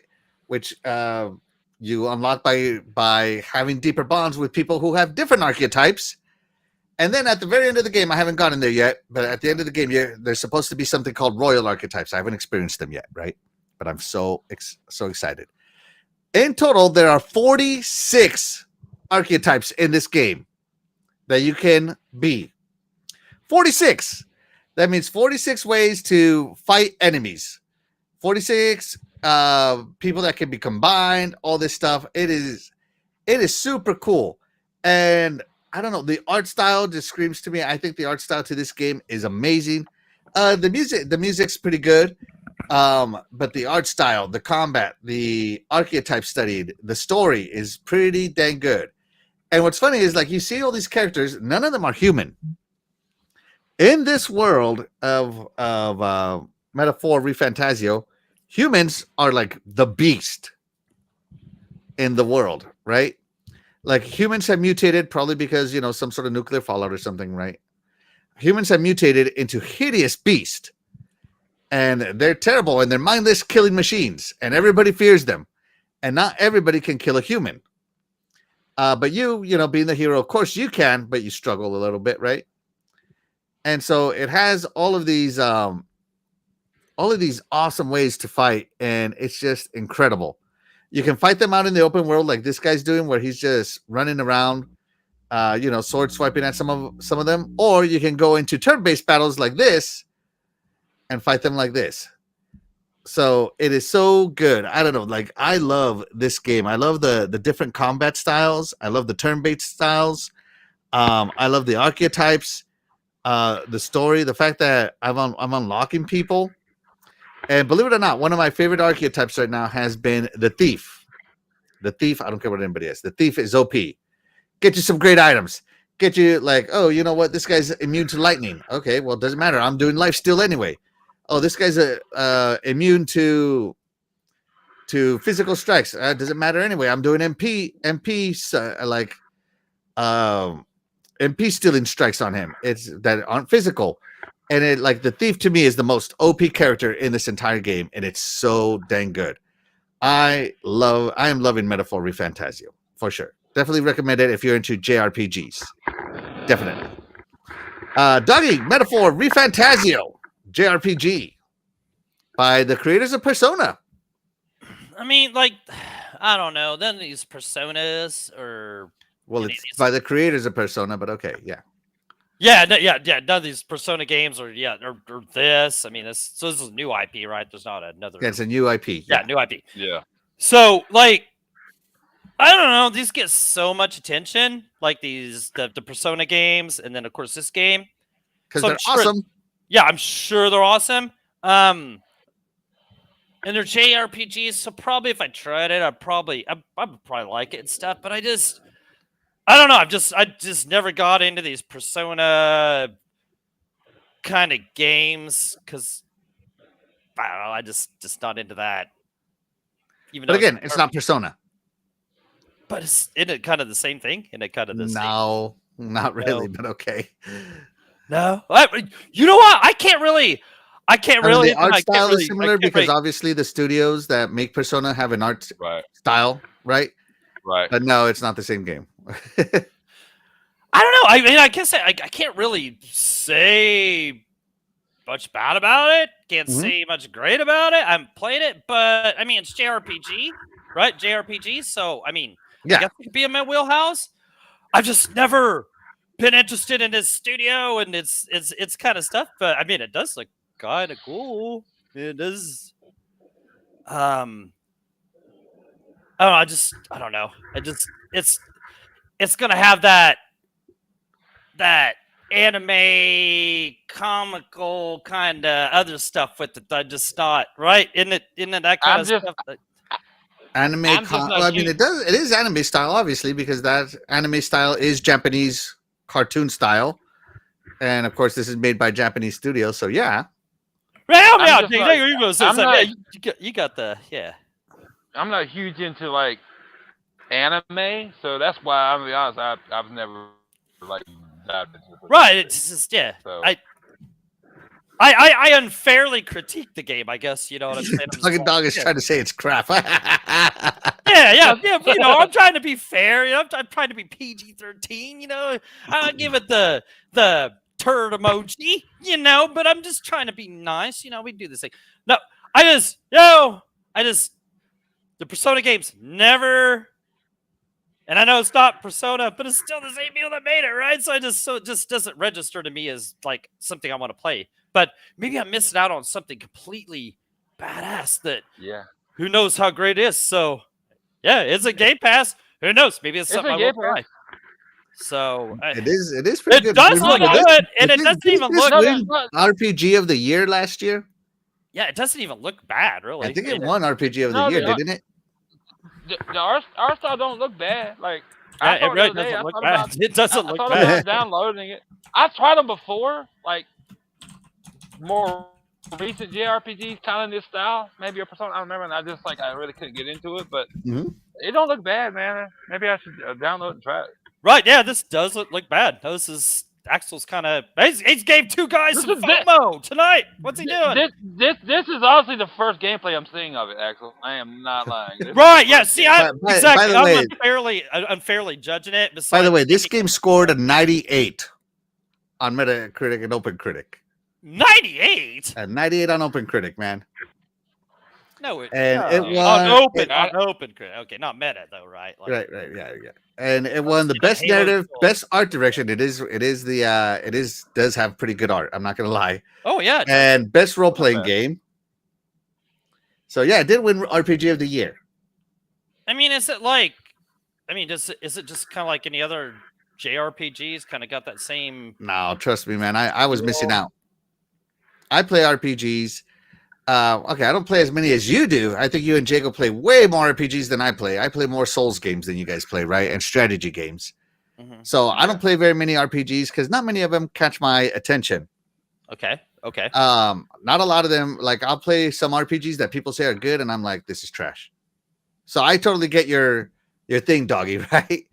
Yeah. But this one, like, I was missing out as soon as I started playing it, and I ended up finding out the way that it goes and the tactics you got to use. It does have a little strategy on it where you place your people depending on what their archetype is, and everybody has strengths and weaknesses, and you can lose a battle in this game pretty easily. Like, just being honest, super duper easily.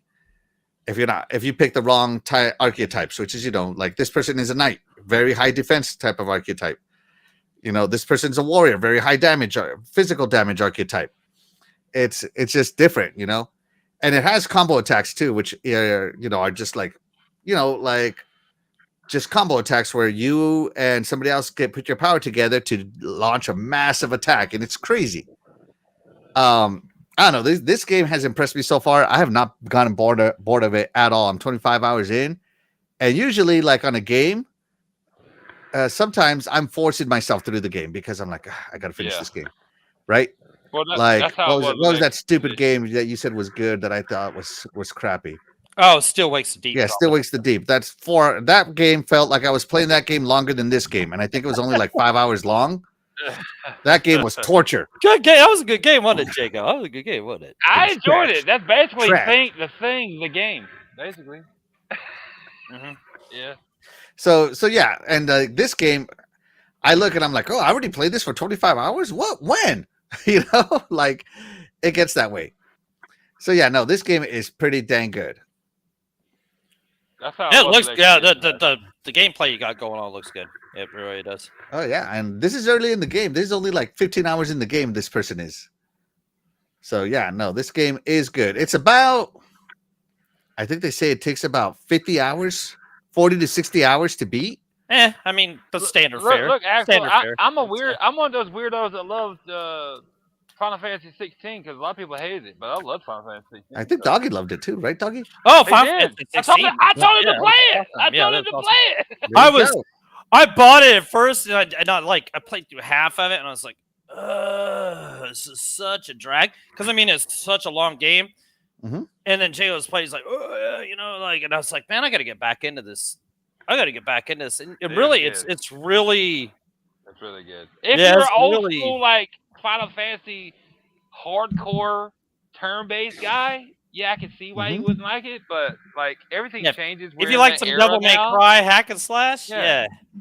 Like, and it's nothing's safe in today's era of gaming. Everything's changing, fluctuating. So I was cool with it. It felt like Devil May Cry 16. It's just got some long. It's just got some long cutscenes. So like there is that. Though. But it's good. It's just a log. Because that's one. Maybe I'll give this a try. That I wanted my PS5 for was that, and I got it, and then I was just playing it for a while. I was like, man, this thing's never gonna end. Yeah, then Jago was playing it. Maybe I'll give this a try. Yeah, I go back and finish that, and I was glad I did. But it's a good 70-hour, 80-hour game. It took a while. Nice. Now it's on Xbox. I would like to get on Xbox, but I already play it. But if they have like the complete edition for like $20 with the DLC and stuff, I'm in. I'd play it again and then play that DLC. I'd be there. Yeah, me too.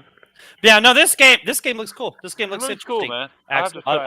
Good pick. Great pick. All right. Yeah. Well, there you go, guys. So that's my current game of the year. Let's go ahead and do that. But Doggy, guess what time it is?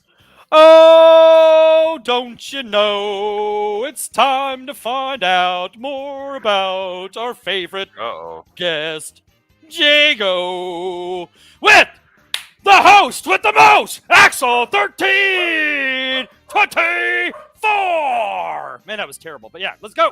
All right, so you know, we've been teasing Jago a little bit, you know, talking about Chevrolets. And we excluded his car. So if you don't know, Jago loves his car more than he loves women. We need a picture of this. I do, because my car don't F me over. Yes. It's a Chevy, it will. So Jago has posted some pictures online of his car. So we're gonna judge his car. Yeah, let's do it. We're gonna judge his car. What do you think, Doggy? You think Jago's gonna be happy with the judgment? Jago, do you feel confident on our judgment of your car? Yeah, if you have some of his latest pictures, that's cool. Man, yes, because I get compliments on my car all the time. All right. So here we go. So I found these pictures. I got a bad feeling on Jago's Twitter. I browsed his Twitter, and man, there was a lot of other pictures in there that I can't put on here. AI did, I'm sure. Yeah. All right, so here we go. I got a bad feeling, bro. In honor of our guest, what is Jago's current car? So you guys get to pick the adjective that we're going to stick to. The Camaro. It's a Camaro, right? Oh my! Yeah, it's Camaro. Yeah, it's a Camaro. All right, so here we go. That ain't good when he doesn't actually know the car you have. I have two cars. That's one of them. Camaro's one of my cars. Yeah. Okay, well, I think I have the correct one. So Jago, that's not good when he's asking what car you have. And he's... All right, so here we go. Here is the picture we found of Jago's car. And you can see it is a Camaro. It says it right there. Where's it at? Hold on. What's that? Zoom in.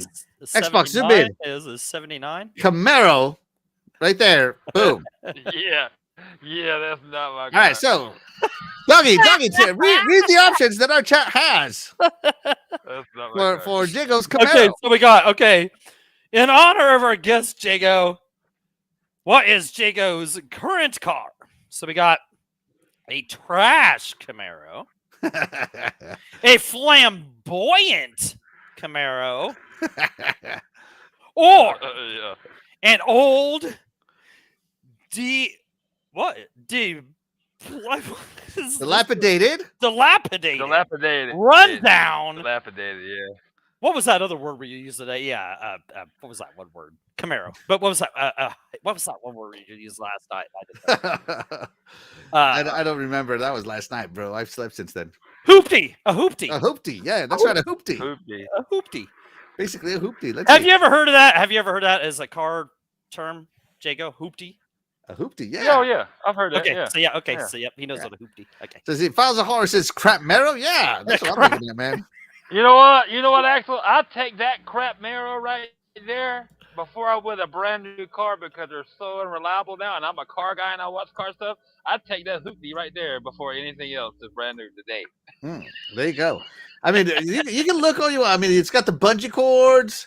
It's got some nice lights, but look at those fog lights. Look at those fog lights. Look at these tires, man. They're pretty good. Those are nice, dude. You said it's got bungee cords. Do you mean that's so you're saying that's Master Chief's car, right? With the bungee cords? Master Chief's car? No, Bungie sold Master Chief. He traded that bungee in for someone else.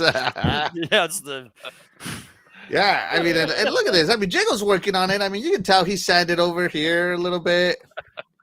You know. What? If you gave Jago that car, I guarantee give him a couple 3 weeks.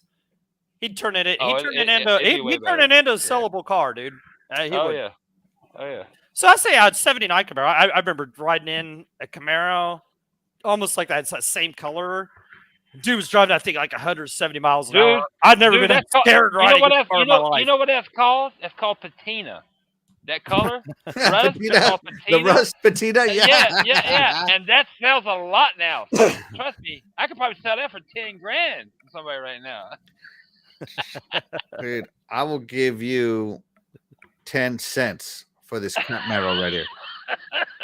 All right, so Doggy, what is your vote? How would you describe Jago Kukin's car right here? What, this car or his real car? Hey, this car. Hey, you have three choices. This is his real car.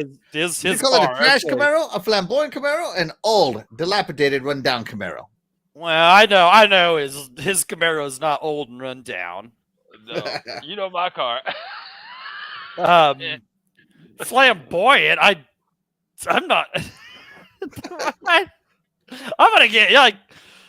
He's not even gonna play any games with me later, no matter what I pick here. I mean, the nicest way to put it is, I guess, a trash Camaro. But the thing is, Don't forget to vote, doggy. Don't forget to vote. Cash your vote in there. Okay, all right, I put my vote in there. But Jake, I mean, send him a picture and send him a picture. I got this off his dinner. Okay, yeah, so because we want to race it, but I mean, it looks a tiny bit better than this. A tiny bit better. Oh, my Camaro looks way better than that. I'm just kidding, Jake. I'm just kidding. Yeah. You know what, Jago? I think we could just go to Home Depot, get some Rust-Oleum, some Rust-Oleum black paint. No. Take care of this. If that was my Camaro, I would just clear coat over it. You know, sand it down, get all the blend like the rough spots off and the dirt, wash it real good, and then I would just spray paint, clear coat over it and just sell it. You know, it's patina, man. That's good stuff. Let's see. This is the new vehicle in Marathon. Oh, yeah. Please said patina, more like Star Wars Cantina, 180 proof. Shout out to Fabio Morim. Thank you so much for being here. You are the real MVP. He says, I mean, I think we got to the point where it's best to sell the car to buy gas. That sounds like a Beavis and Butthead episode. That's funny. That's right. Yeah. Metallic rust. Good color. Metallic rust. Metallic rust. There you go. So if I had to call Jago's car anything, I would 100% go with a flamboyant Camaro. Just to stay with the super chat I sent Jago, Retro Renegades, that I'm not going to repeat here, about his Camaro a long time ago. So yeah. Yeah. Yeah. So I'm staying in theme. It's definitely a flamboyant Camaro. Hey, somebody got that right now. They'd be happy.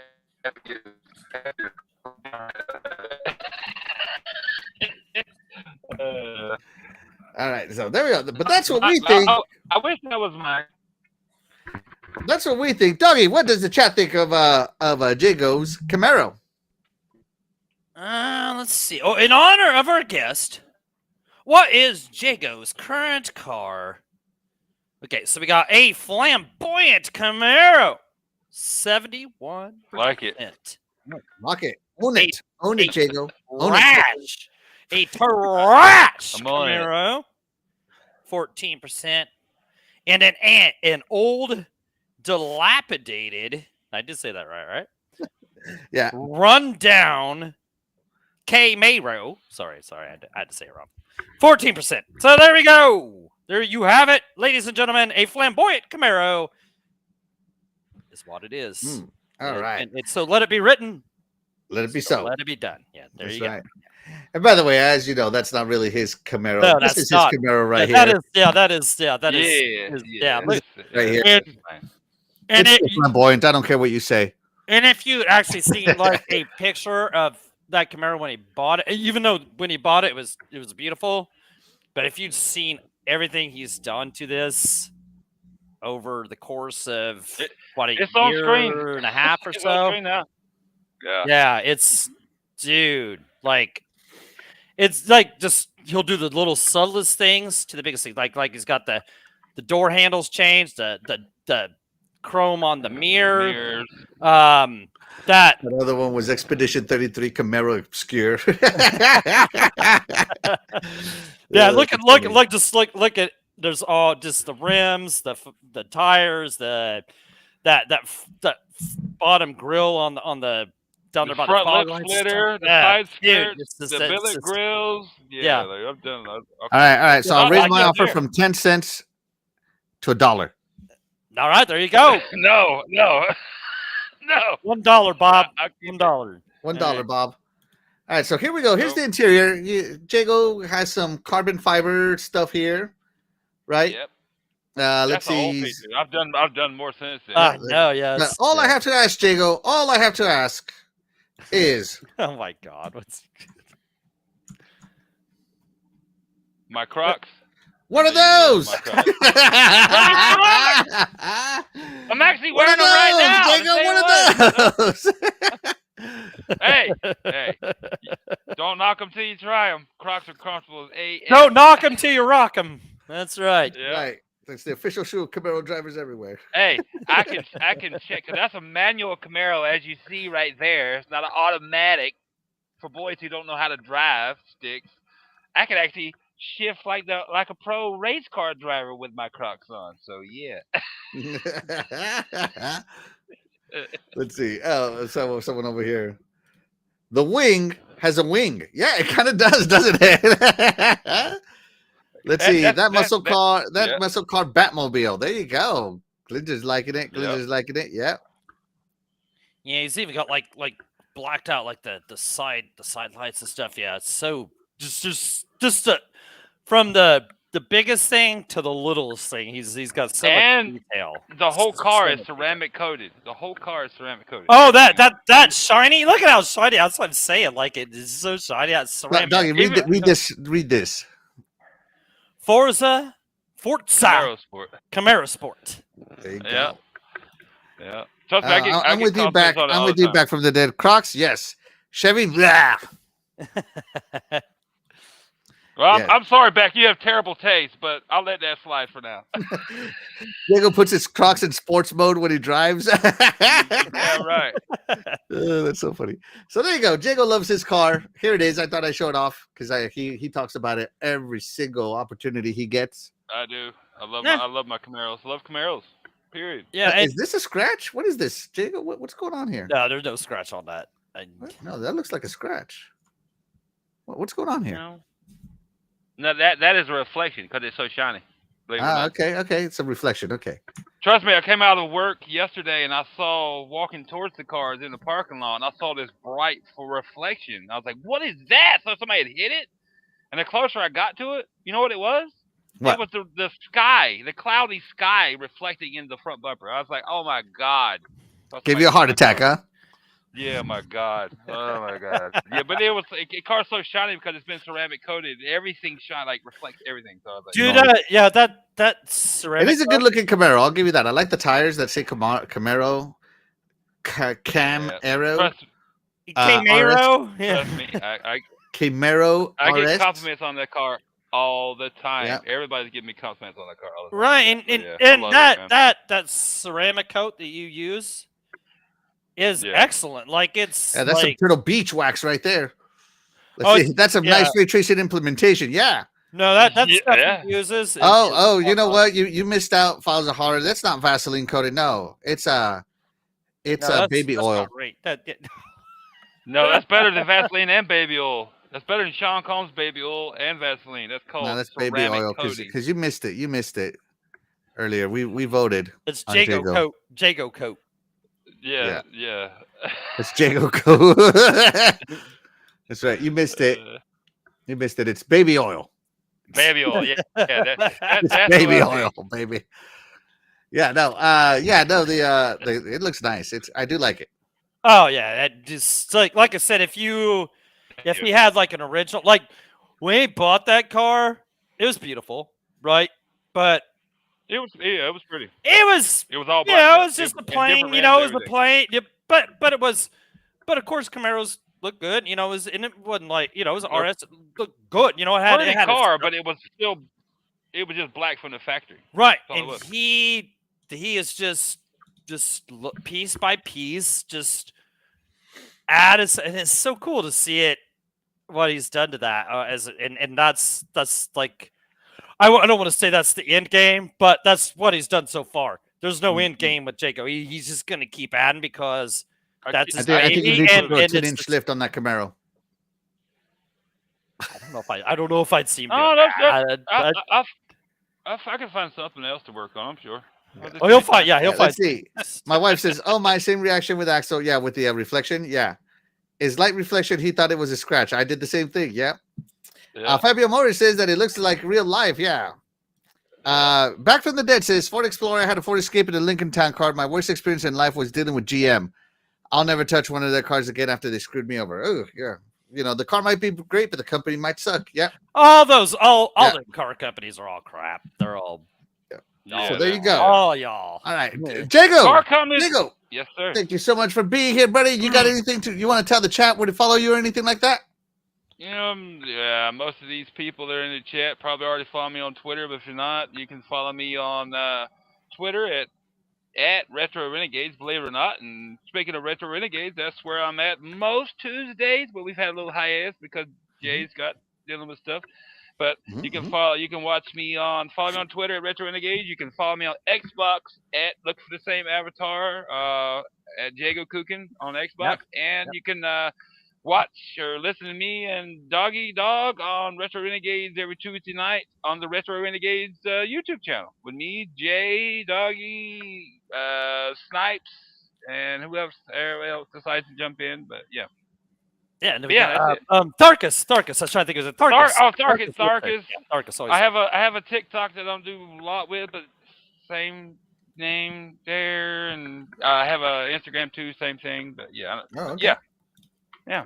Well, there you go, everybody. And again, Jago, thank you so much for being here. Of course, Yeah, absolutely. Dude, awesome. Sure wouldn't have been as awesome as it was without you, man. It was Appreciate fun, it. man. Appreciate it. Yeah, brother. that was Appreciate good it. And there you go. I'm glad you guys got to learn something about the flamboyant Camaro. And hey, and send me that picture of TJ Combo Baby Oil. I like that. I'll change that. Yeah, I was I'll send them to you. All right. But with that being said, we are going to go ahead and end the show today. But of course, we wouldn't be able to do this show without you guys, the chat. And that's right, the chat will always be the MVP to all of the shows here on the Iconic Video Game Channel. And with that being said, we are going to go ahead and get out of here. I'm Maxwell1324. And I'm Doggy Dog 420. And we will catch you guys next week. Bye, everybody. Later, guys. Later, guys.